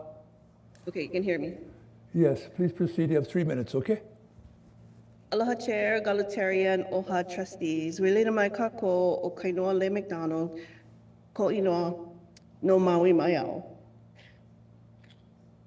It's just emotional because it's been a long fight. I am a beneficiary waitlister. I serve homestead associations, part of the Shaw Sovereign Council of Hawaiian Homestead Association's Maui Lana i Mokopuni Council, and the 29,000 of us on the wait list as chair of the Association of Hawaiians for Homestead Lands. I am here today in strong support of motions 1 and 2 of agenda item BAE number 2605. The Shaw and the waitlist beneficiaries fiercely advocated for DHL to have this representation, as well as Hawaiian Homes Commission Act beneficiaries.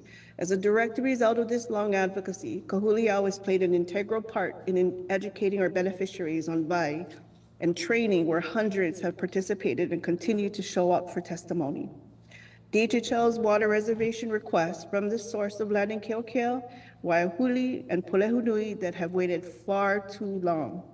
Without water, there can be no thriving homesteads. Decisions about East Maui's Why has favored outside interest, and yet another 30-year license for corporate control is being considered. This is not the future our people envisioned, as Kyle, Nakanelua, and Dr. Scheuer outlined in history. This is not simply about hiring local workers. It's about investing into communities. It's about local control. It is about stewardship. It is about decision-making, ancestral institutional wisdom by the people who know these water systems best because they have cared for them for generations and have been using that to shape policy, which has gone ignored. Lastly, as Hawaiian Homes Commission Act's beneficiaries, we know our trust kuleana does not end at the boundaries of the Hawaiian homelands. They begin with protecting the Wai that sustains our people and the future of homesteading. We ask OHA to support the testimonies of the Maui County, East Maui Water Authority, and the ʻAha o Maui Hikina that was mandated. E ola I ka wai. Mahalo. Mahalo, Kainole. Appreciate your thoughts. Okay, next. Okay, next we have Kavika Kane. Kavika?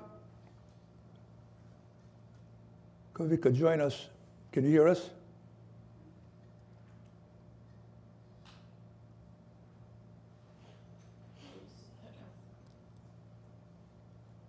Kavika?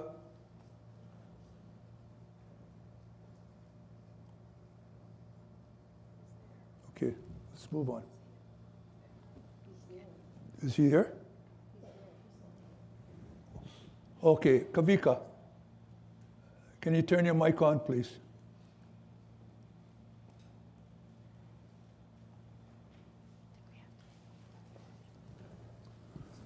There you go. Can you hear us? Chair. Aloha, Chair.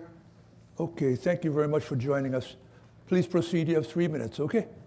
Yes. Thank you, Chair. Aloha. Dear Chair Galuteria and members of the Committee on Beneficiary Advocacy and Empowerment, my name is Kavika Kane. I am a Native Hawaiian beneficiary, both OHA and with the Department of Hawaiian Homelands. I'm a lessee and a homestead community leader. I strongly urge this committee to support motions 1 and 2 of BAE number 26-05. I want to express my appreciation to the state of Hawaii, also to Grant in sharing their values of protecting the water and managing the water.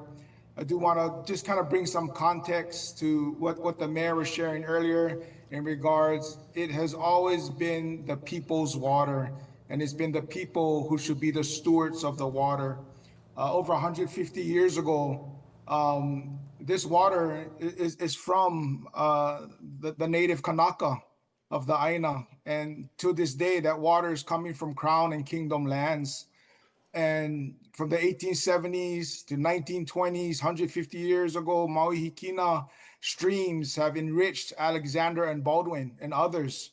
And these plantations, and even to this day, as Alexander and Baldwin has closed the sugar plantation, it's now part of Mahi Pono, who is owned by California Commercial Agriculture Company, Pomona Farming, and as mentioned by the representative, Canadian Government Corporation, the Public Sector Pension Fund. So I agree with the mayor. I agree that the Maui County, I have full confidence in Maui County in being the continued stewards and being able to manage and malama the waterways and make sure that it's provided to the people. Our farmers are important. So Maikai, Mahi Pono and all that is being done.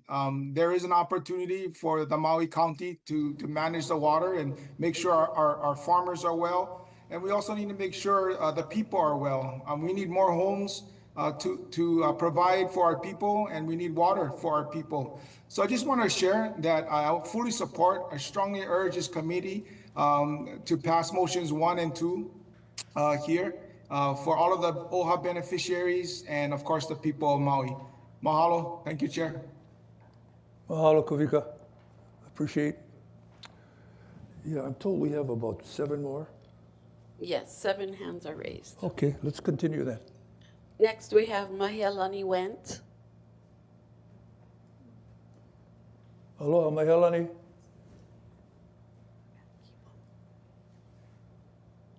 Oh, there. Okay. Can you hear us? And so please turn your mic on, Maya. Okay, aloha. I'm here with my husband, Edward, and we would both like to present, if that's okay. All right, do you folks each need 3 minutes, or are you going to combine them? He'll need 3 minutes. I'll be brief. Go ahead. Is that the first time he's ever heard that? I'm not sure. I'm going to try to Go make ahead. it short. Please continue. Okay, thank you. Yeah. Aloha, Chair Gulatera and members of the OHA Committee on the Beneficiary Empowerment and Advocacy. Mahalo for this opportunity to testify. My name is Edward Wendt. I am a lifetime kalofamo. My family for many generations going back to before the Mahele were kalo farmers on these same family lands. When the Mahele happened, we were already here. Today, my great-grandchildren are learning to farm on those same lands. I am proud to say that our lo'i have been in continuous cultivation. When they took our water, we included my sons, carried water to our lo'i in buckets. We never gave up, and we're still farming. I serve as president of Namoku'aupunik Oko'olahui throughout all of the years of his court battle.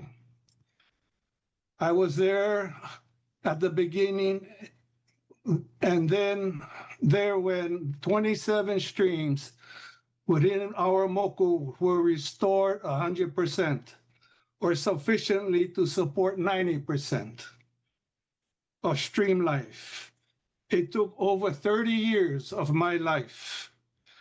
Many of our kupuna who were there when we began the battle passed away along the way, never got to see the return of life. I am grateful that I live farming, working the land. To us, this aina is not only precious because of our ohana legacy, but because most of the ko'olau moku is made up of crown lands, set aside for Hawaii sovereignty and their people. They are still sacred lands. It is critical that OHA continue to support East Maui streams, restoration and compliance. Lack of enforcement and compliance is the chief reason why the situation got so bad. Why the corporation started with a modest diversion system and was able to expand it to a point where it diverted 100% of every stream, devastating our people. The stream life and the reef and the ocean life and the mulivai. Please do what you can so that it never happens again. It is also critical, important that OHA support lead management of East Maui water delivery via East Maui Water Authority, ʻAha o Maui Hikina. The East Maui Water Authority is made up of us, members of the very community who suffers the impact of decisions, good and bad, who understand their aina and vai better than anybody, because we know every square inch of our moku, as did our ancestors. ʻAha o Maui Hikina has done a very good job of readying itself and our community of regularly consulting with us, of ensuring representation is Pono. Under its guidance and leadership, and with the county resources and support, it has required capacity to oversee management and the system while being responsive to those most impacted. We oppose continued oversight, management, and ownership by a foreign corporation. Someday, also, we hope to see our crown lands transferred to OHA or its sovereign successor entity. Mahalo again for this opportunity to testify. Mahalo. Hi, aloha. I'm going to go ahead and transmit my testimony over to you folks, my written testimony. Okay. But just by way of just introducing myself and why I'm even,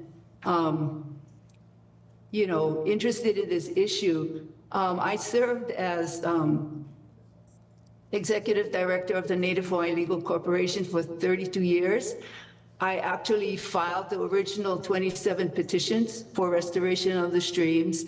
And thereafter, upon my retirement, I retired to this East Maui community to be with my husband, Edward, and served as the volunteer administrator for our community-based nonprofit, Namoku Aupuni o Ko'olau Hui. You did hear from Jesse, who represents that entity. We definitely urge you, trustees, thank you so much for all you've done. We definitely urge you to support the two items on your agenda. I'll go ahead and transmit both of our testimonies later, and mahalo for this opportunity. Thank you. Okay, mahalo. Well, yeah, thank you, Ed. Mahalo plenty. Thank you. Thank you. Okay. Yeah, we want to be diligent about today because this is a big conversation. Important for us to hear your thoughts. Who's coming up? Next, we have Kimo. Kimo.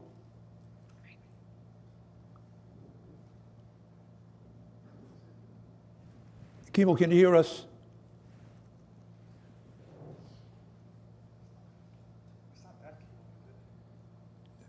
I don't think it's Kimo Kahuano, eh? No. Okay. No. All right. Oh, yeah, far from it. Okay. Okay, Kimo, aloha. Aloha, I'm not a beneficiary. My name is David Kimo Frankel. I used to work for Mahi at Native Hawaiian Legal Corporation, but I'm an attorney for the Sierra Club, which has successfully and repeatedly sued over East Maui water. Also represent Namoku in the Carmichael case. You know, the mayor was really diplomatic, but I want to be a little bit more clear here. Mahi Pono has not been a good steward of the water. The vast majority of the water it took in 2020 was wasted. That's not good stewardship. Its reservoirs, which are over 100 years old, are unlined and leak. That's not good stewardship. Last year, it pumped more groundwater than the sustainable yield. That's not good stewardship. It continues to dewater Ho'olava and Waipio streams. They have not made the modifications that the Water Commission ordered to be made more than 3 years ago. That's not good stewardship. Mahi Pono has not been a good steward. That's why we need the county to step in rather than have Mahi Pono control the water. Thank you. Thank you, David. Thank you, David. Okay, mahalo. Next, we have Shay Chan Hodges. Oh. Aloha, Shay. Can you hear us?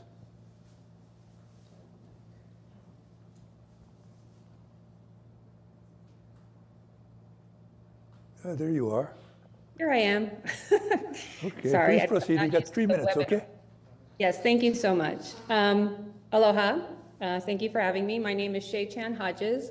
I am a Haiku Maui resident and former chair of the Maui County Water Board and a co-author of the Water Board's temporary investigative report exploring the feasibility of purchasing and maintaining the EMI water delivery system. I currently consult for the Maui County Water Authority, and I'm testifying on my own behalf. I am in support of both motions. There's nothing I can say about East Maui streams and communities, the East Maui Water Authority, or the ʻAha Maui Hikina that has not already been said today so incredibly eloquently by the presenters and testifiers. But I do want to provide some information about the investors who want to control these waters for the next 30 years. As Jonathan stated, Mahi Pono is owned by the Public Sector Pension Investment Board, or PSP, one of Canada's largest pension investors, which manages retirement funds for Canadian federal employees. In other words, the capital backing these operations is the retirement savings of Canadian public workers and their beneficiaries, and the pension fund's only objective is in investing in Maui County land and water is to get a financial return.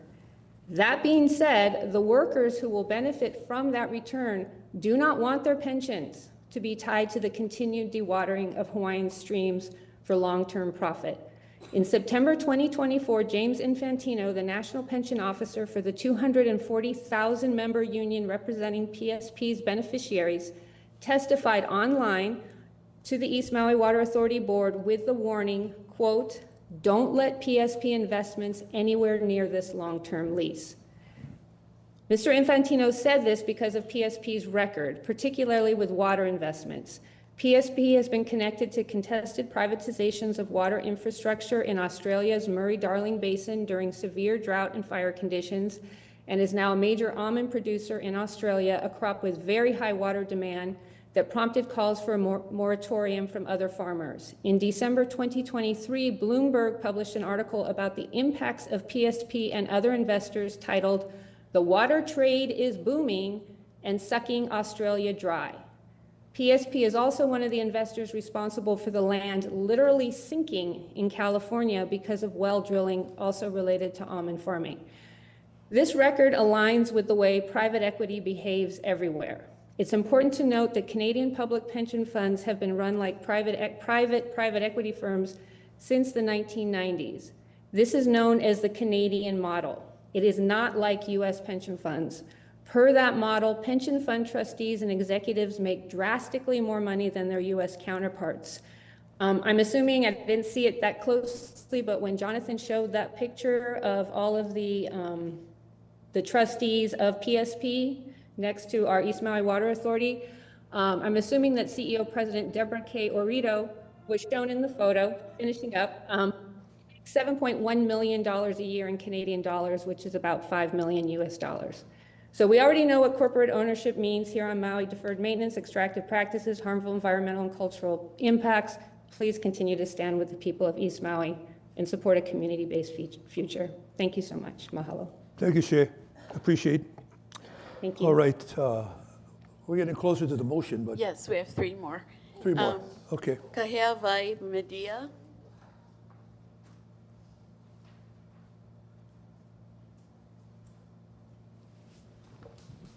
Okay. Hello, my kako. Aloha. Can you all hear me? Yeah, we can hear you. Go ahead, proceed. You got 3 minutes, okay? Sounds good. Aloha, everyone. My name is Tyler Sonamaker. I'm one of the co-founders of a local media organization called Kahea Vai Media. We do reporting by, with, and for community, including a lot of the folks that you all have heard from today. We've been doing a series of stories around water issues in Maui Komohana, but a lot of the reporting that we've turned up has a lot of relevance for what you all are discussing with regards to Maui Hikina as well. So I wanted to share testimony on behalf of our organization and the reporting that we've done, and just a synopsis of that, and happy to submit as written testimony as well. But these are narratives that have come up consistently across the folks that we have talked with, pretty universally, and these are just a few of the things that they've wanted to see in terms of how Maui is managing its water resources. The first is that they would like to see water reprioritized for Aina and for local communities, not private interests, and that they've said that for too long, Maui's policies have unsustainably and unfairly favored a few wealthy interests, not the environment or the broader public, which is required by Hawaii law, and you all have heard extensively about that today. The second thing that came up consistently is that they would just like to see water systems reclaimed from private interests, so no more for-profit water systems, and they've said that that has consistently led to higher water prices, worse service, and more environmental harms than publicly owned systems. And this is something that our reporting and extensive research on this, both in Hawaii and around the world, has turned up consistently. The third thing that they would like to see is that this is just a first step to reclaim water systems from private interest, and that they would like to see more community and local-led water policies and structures that make government more accountable to people, and especially to Kupaina, to people of that place. So they said that the county on its own taking over systems, or a public entity taking over those systems, doesn't inherently lead to better water use policies, but that it's a necessary first step. And that restoring the trust in the government stewardship of that water requires putting people of that place in the decision-making process and making the government entities more accountable to those public stakeholders. The fourth is that they would like to see the county, and this is specifically with regards to acquisitions of systems in West Maui, but there are parallels to what you all are talking about, which is that they would like to see the county negotiate for better deals for their taxpayers. So a lot of times in those transitions, we see that there is some sort of package that sets up the corporate entity better than it sets up the taxpayers, and they would like to see the county and other public entities' approach to navigating those transitions shift in terms of who they ultimately benefit. And then the last thing that came up is that they would like to see the county and organizations like OHA invest in a water system that actually sustains local economy, not extracts from it. And oftentimes we see a narrative, wrapping up, we see a narrative of the environment pitted against the economy. And in reality, that's not a true narrative from the folks that we've talked to. It's more about who does that economy actually benefit, local folks and the ʻAina for future generations or private entities. Mahalo. Okay, mahalo. Thank you. Okay, and the last one for item A is Pikachu Billionaire. Okay.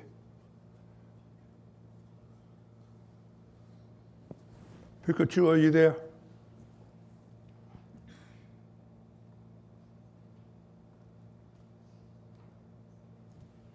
There you go. Hello, can you see me? Can you guys hear me? Yes, please proceed. You got 3 minutes, okay?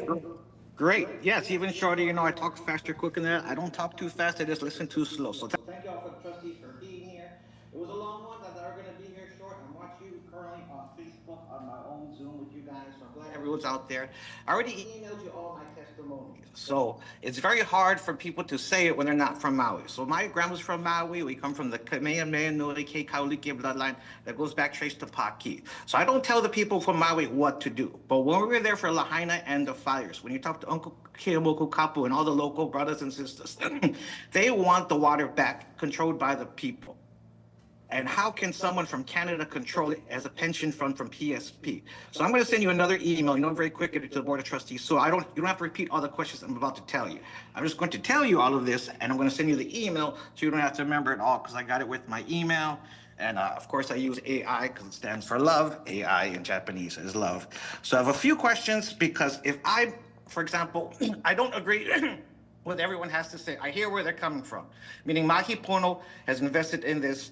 I don't want to see the county to take it back.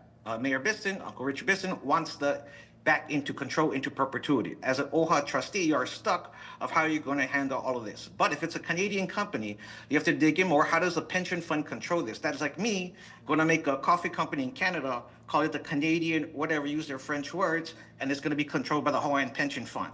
And we're going to control the money, control the funds. You know, it doesn't make any sense. And the water, where is it originally from? The sky, from Wākea. Right, it's protected under HRS 1-1, HRS 7-1, Hawaii Natural Gathering Rights.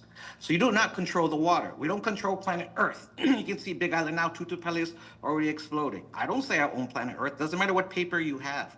So as the fiduciary responsibility as OHA trustees, you must honor what our kapuna would do, the people of Maui, and our ancestors are doing. Because when you look at the email I'm about to send you, they control 41,000 acres of this water. You know, and they're saying, oh, because it goes to their infrastructure. Yeah, there are a lot of people in it, and a lot of people are tied in. So you're gonna have a tough decision how to make.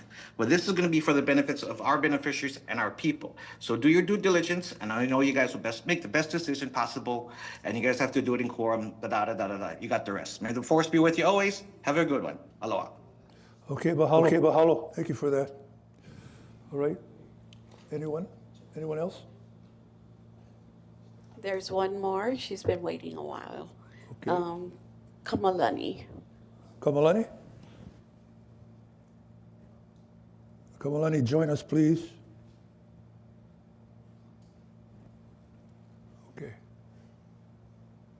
Want to put your mic on, Kamalani?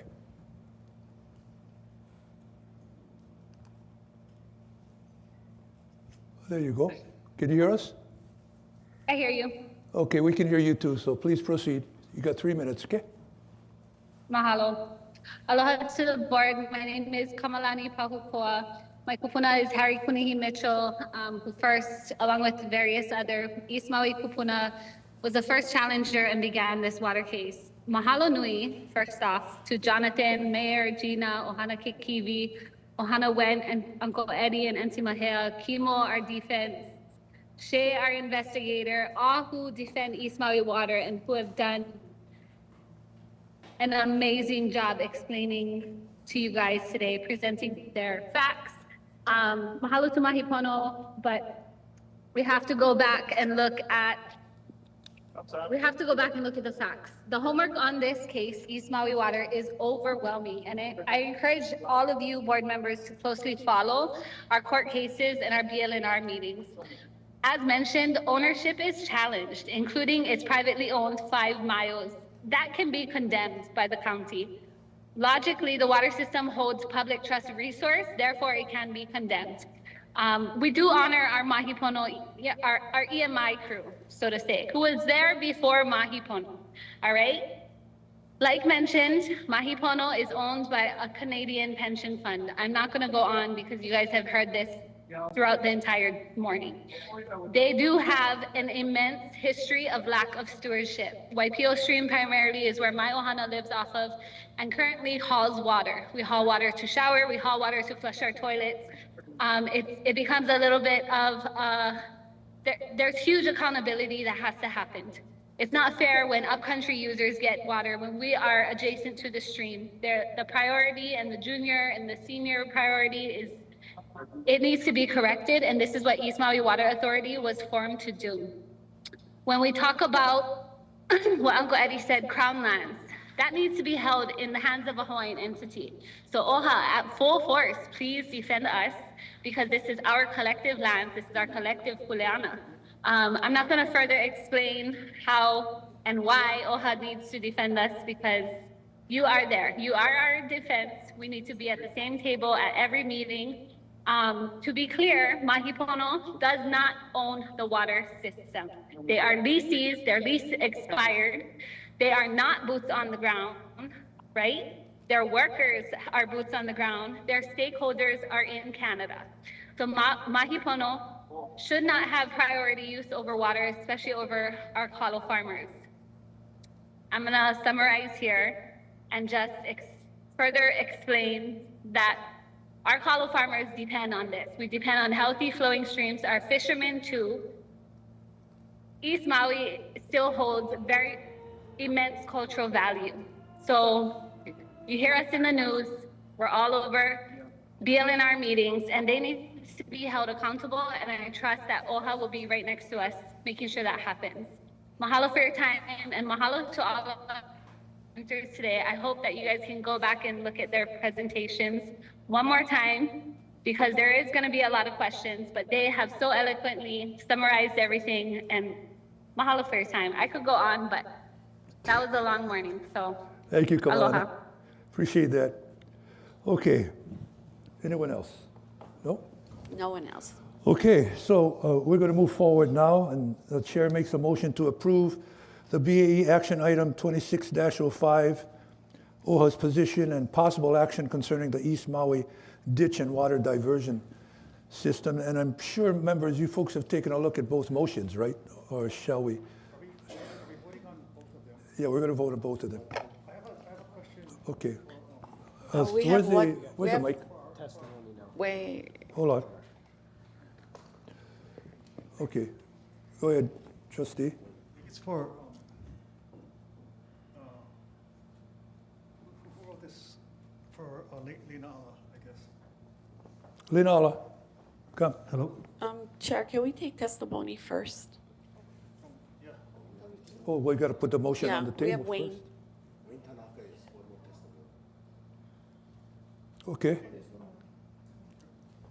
Wayne, you gonna speak? Okay. Okay. Wayne's our final testifier, right? Okay. Go ahead, please. Good morning, Chair, members of the committee. Wayne Tanaka, Sierra Club of Hawaii. Really here to be a resource, as the OHA staff person that worked on East Maui issues in my tenure here. I'm happy to answer any questions you may have. But for my testimony, the phrase in my mind is, the lady doth protest too much. Mahi Pono did a great presentation. I want to point out, though, that the stream restoration orders from 2022, where they've submitted all their permits, it took them years to submit those permits, right? They blew through the Water Commission's deadlines, sat on the permits for a year after that before submitting to Army Corps of Engineers, and they only did that because people had to raise hell to get them to that point. They've repeatedly reclaimed water demands that their own expert reports suggest are grossly inflated. They've refused to start lining their reservoirs, saying that they don't want to make a long-term investment, but they made a 7-year deal for $62 million for water. They planted their main crop, citrus, takes years to fruit, so they've made plenty of long-term investments, they're willing to make long-term investments, but just not to save water and let more water sink into smaller streams. And they vigorously fought against Namoku and the Sierra Club's right to raise these issues in the evidentiary hearings so we can put forward our evidence, cross-examine theirs, and get to the real facts of the matter. And what's really disappointing is now that they're asserting, basically arguing case closed in their ownership of ceded, stolen Hawaiian lands to try and get you to stand back and lay down after your beneficiaries have moved heaven and earth to get us to this point. But regardless of all that, the lady lost protests too much. No one's saying they're not going to get water. Everyone's supporting their agricultural operations. No one's saying upcountry's not going to get water. All we're saying is that Maui's water should be administered by a government entity that's subject to the public trust, that's subject to sunshine, and that's made up of people that live in the communities that are being impacted, including upcountry, including the Digital, including Mahi Pono. That's all we're saying. And so if Mahi Pono is truly Pono, then why are they objecting and fighting so vigorously against Pono water management? This moment is generations in the making. Trustee Lindsay, she knows the kupuna. She stood with the families of the kupuna who passed away, fighting for their avai, for their aina, for their families. Chair Kahele, he fell on his sword as a water and land chair in the Senate to protect East Maui streams when we had this big dust up in 2019, when they tried to end run the law to keep their running water. And OHA, for almost half of its existence, has been involved in this fight, right? And so I think, I just humbly, suggest that, or I think what people are asking is that OHA let's see this through. Let's see this through. Let's make the changes that needed to happen decades ago. Otherwise, I'm happy to answer any questions, and thank you so much for your consideration of this matter. Thank you, Wayne. All right. Everyone, the chairs put a motion on the table to approve BAE action item 2605, OHA's position and possible action concerning the Maui ditch and water diversion stream. Okay, any discussion, members? Yeah, I do. Yeah, Trustee Waihe. Thank you, Mr. Chairman. Lee, I was wondering, under our second motion, closer to it. I wanted to, just to clarify the extent of what we're advocating for. So I think I can presume that we're advocating for sure to have whatever operational and transmission authority that Mahi Pono would have under their license, that would be given to the East Maui Water Authority and its community board. But my other question, though, was that what's that guy? Grant was saying that even with that authority, the state has higher authority to do other things as well. So would we also be advocating for that authority to also be given to Maui County as well? Hold on, you need a mic. Yeah.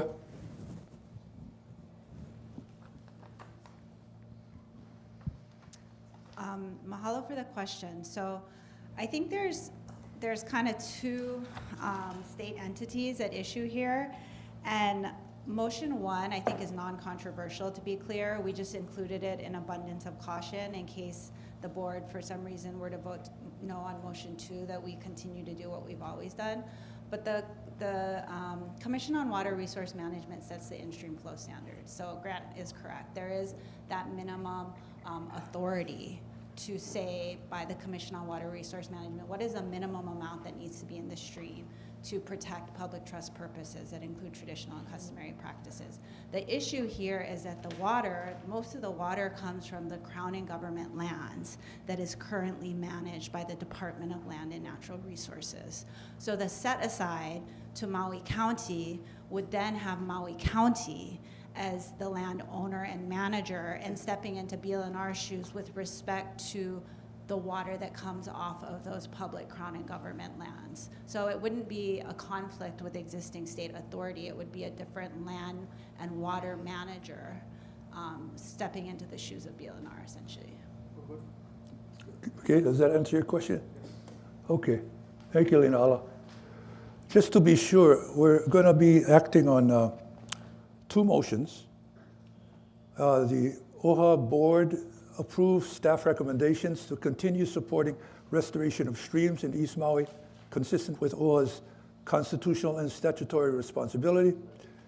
And the board is being asked to approve staff recommendations to support community-led public governance for East Maui water. Okay, are we clear on that, members? Yes. Can we see the motion on the board? Can we put the motion up? Hold on.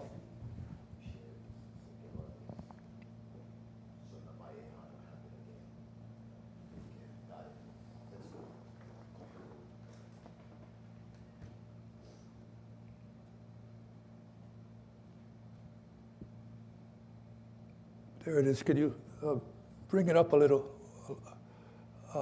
larger, please?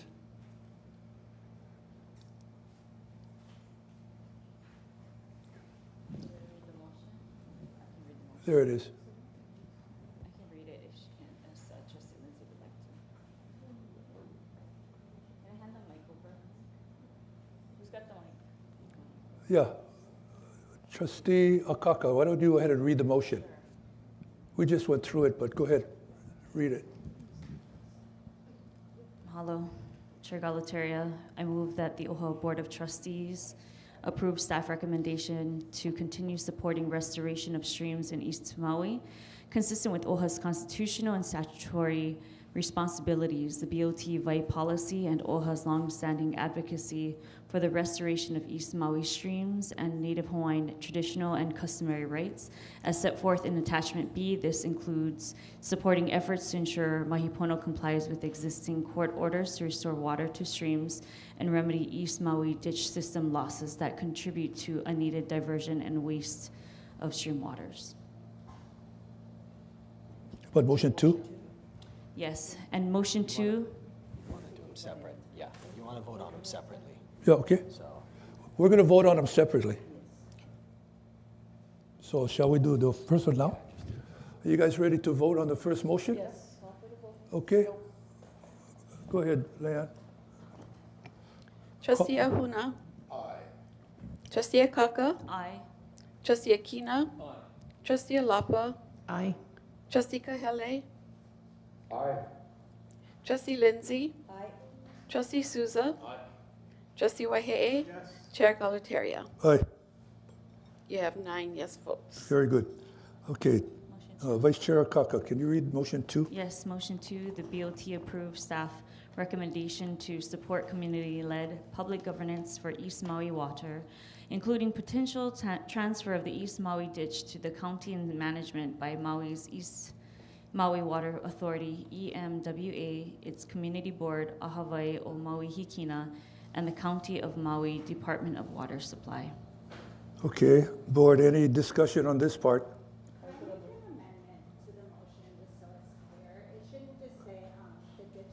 Hold on.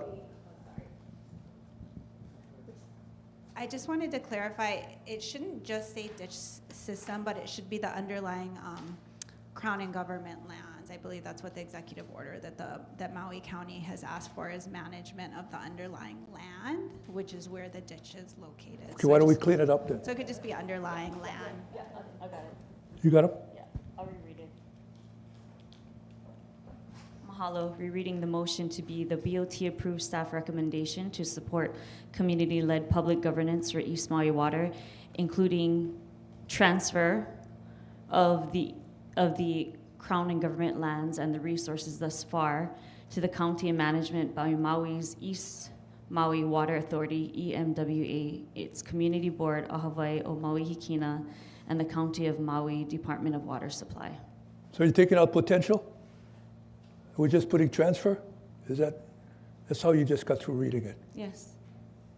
We're taking I potential. did that on purpose. Okay. Well, we could do that. If that's okay with the board, we'll just take out potential. It goes straight to transfer. Okay. Call for the vote. Okay, Leanne, please. Trustee Ahuna. Aye. Trustee Akaka. Aye. Trustee Hikina. Trustee Alapa. Yes. Trustee Kahele. Aye. Trustee Lindsay. Aye. Trustee Souza. Aye. Trustee Waihe'e. Yes. Chair Galutaria. Aye. You have 9 yes votes. Okay, very good. Thank you. Mahalo, board. And thank you, everybody, for being so patient. We really appreciate it. Anything under community concerns and celebrations that we want to share, members? No? Yes, we have. Oh, I'm sorry. Someone, okay. We have someone online, and we have Jermaine Myers. Okay, where's Jermaine? Jermaine, why don't you come up first? This is a concern or a celebration? Yeah. Oh, you get the mic? That's coming. Can you hear me? Yeah, okay. Go ahead. Is it okay to testify? Yeah. Okay. Do I get 5 minutes? 3. Okay. Well, just cut me off because I prepared for 5. Aloha, Chair Galiatera, Vice Chair Akaka, and honorable trustees. My name is Jermaine Myers, and I am a Native Hawaiian OHA beneficiary. Today, I come before you to share my hope for the future of the Office of Hawaiian Affairs. As a beneficiary, I have a vision for that future. I have a vision for an OHA where beneficiaries are at the center of every decision.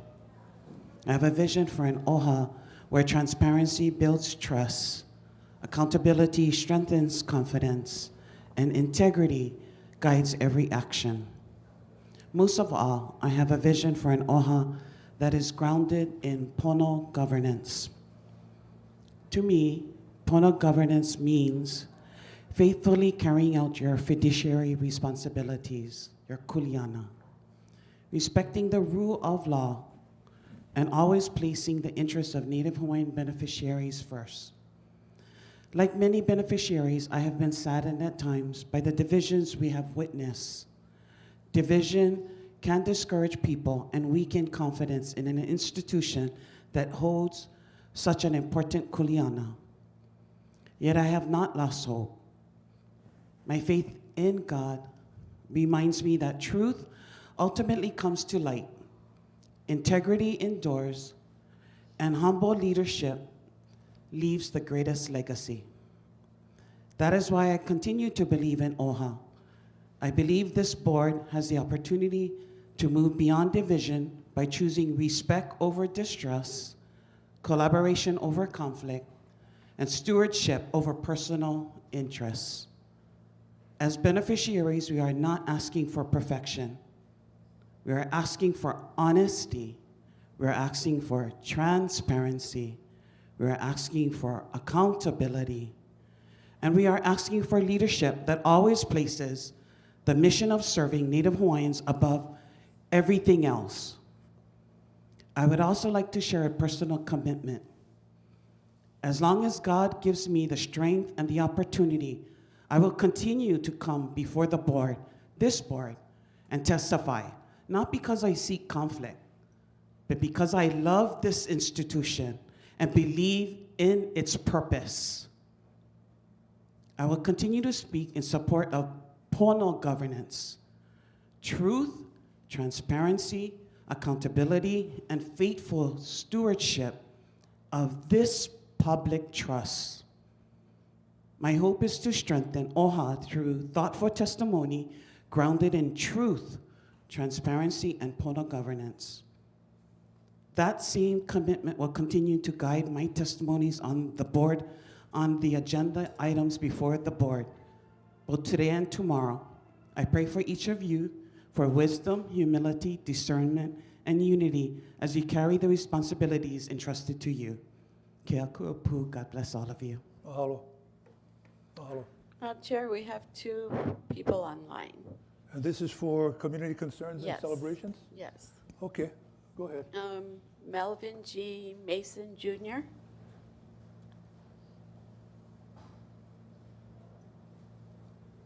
Okay. One more time. You're up there? Great. Oh, okay. Let me see here. Okay, Melvin, can you hear us? Yes. Okay, yeah, we can hear you too. Please proceed. You have 3 minutes. Yeah, part of the concern factors in this situation is title. And from what, Anake Mahelani and Anakala had talked about with the Great Mahele prior to 4th. The thing that I see in this in the future is that it's not about food security, it's about real estate. And when it goes now going to the county in Maui, it's general for everyone, not just exclusive to Kanaka or Native Hawaiian. The issue of now with what Maui just got accepted, because technically the transfers over time from Alexander and Baldwin from the lease, there is a breach in the title of transfer of that leases. Therefore, now Maui is going to be up in the position of a lawsuit. And that lawsuit is going to be hindering amongst all people who contribute to the existence of what the County of Hawaii is, to what the State of Hawaii is, to let alone what OHA is. It's very difficult to actually be able to transfer something that you don't own. Just like in Zuckerberg, the lawsuits. You should have sued not the native Kanaka for a quick claim or a quiet claim title of unwarrantable deeds. He should have sued those that sold it to him in the first place. There wasn't even theirs to sell. And this also works in transfer. So in this transfers, in even what A and B has done, we all know, we need to have where OHA needs to put a position. And if OHA really wants a position, maybe we should create a Native Hawaiian Agribusiness Development Corporation entity that can empower to buy, because in this position of that investment of that firm in Canada, it's 3-tiered. It's not just the irrigation company, it's also not just Mahi Pono company, holding company, it's also MPEM LLC. The MPEMI LLC is maybe something that the consideration of OHA should even think to consider to even buying these entities and put it in the hands of the Kanaka. Therefore, you can do the righteous thing and bring those Ohana and their families back into the entitlement and of the use. We buy them back. And the thing is that the state of Hawaii owes more than the 20% of the 20% it gives every year. OHA should be getting $80 to $90 million a year. So the part in the fact of the matter of these things is that the liabilities lie upon, and you guys should talk to the Attorney General's office now, and you guys lawyers, because Melvin, you want to wrap it up, please? Sure, it's coming. So I think in the preparation of these things, fix the entitlement is only us as ourselves can fix the entitlement. And now putting it to the county's hands, now the county gonna get their issues. So all the other Kanaka and the cousins and family members that actually sat down today and gave some testimony, we coming. So, I've been inside of these situations. It sometimes take 10 years, just like Kalima versus the state of Hawaii. And it goes back. But the thing what's sad is just waiting until we're gonna mock it, and then we're gonna win court cases from the grave. Melvin, wrap it up, please. So my time in this is that search and research all the way back, because it's not that far. Okay, the thank titles. you. Mahalo. Mahalo. Okay, we Last got one more? is Pikachu, billionaire. Again? Okay, Pikachu, where you at?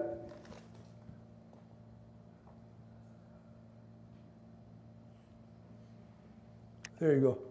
Hello, it's me again, Pikachu Shelby Donor. So I'm glad to see you guys getting along. Jermaine Meyer, shout out to Westside. I'm glad she came out. She couldn't come to the last meeting because I expected her because Westside, we don't always agree, but we get along on certain things. And I'm glad to see you guys are getting along now. No one's bullying each other.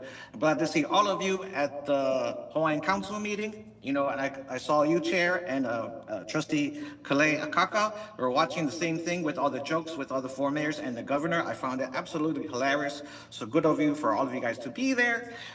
The Good Out celebration is La Hoi Hoi ʻAha. So I'm working on an email, end up filming it. There's only two people who did it, Owen Tatsumi and myself. It's about 9 hours, 30 minutes, 27 long. That's how long the footage took to take.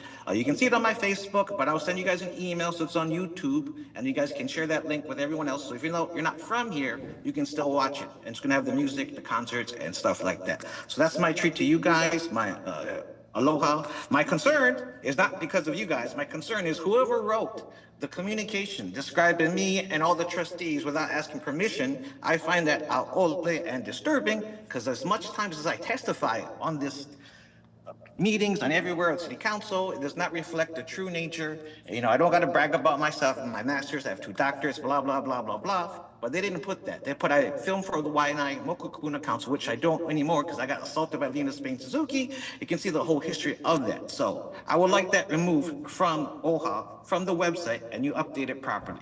That's my request to you guys. Thank you very much. Beautiful day. We'll get that done. Thank you. All right. That's it. Any announcements, members? Does anybody have anything else to share? No? If not, then we'll make a motion to adjourn. Okay? Moved by Trustee Lindsay. Go ahead. Trustee Ahuna. Trustee Akaka. Trustee Akina. Trustee Alapa. Trustee Kahele. Aye. Trustee Lindsay.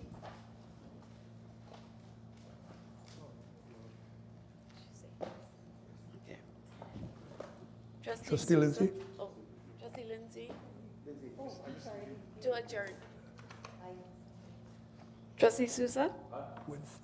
Trustee Waihe'e? Yes. Chair Galutaria? Aye. Yes, 9. Okay. Yeah, we're going to take it. It's gonna be like 2.5 hours since I scheduled it, so can I still have it? Yeah, yeah. Okay. Sure. Because I got a complaint. Recording stopped. It'd be worse if you didn't have it. If I cancel? Yeah, it'd be worse if you didn't have it, just. When do you want to have it? 12:30? No, 12:30. Yeah. Okay. BNF is at 12:30.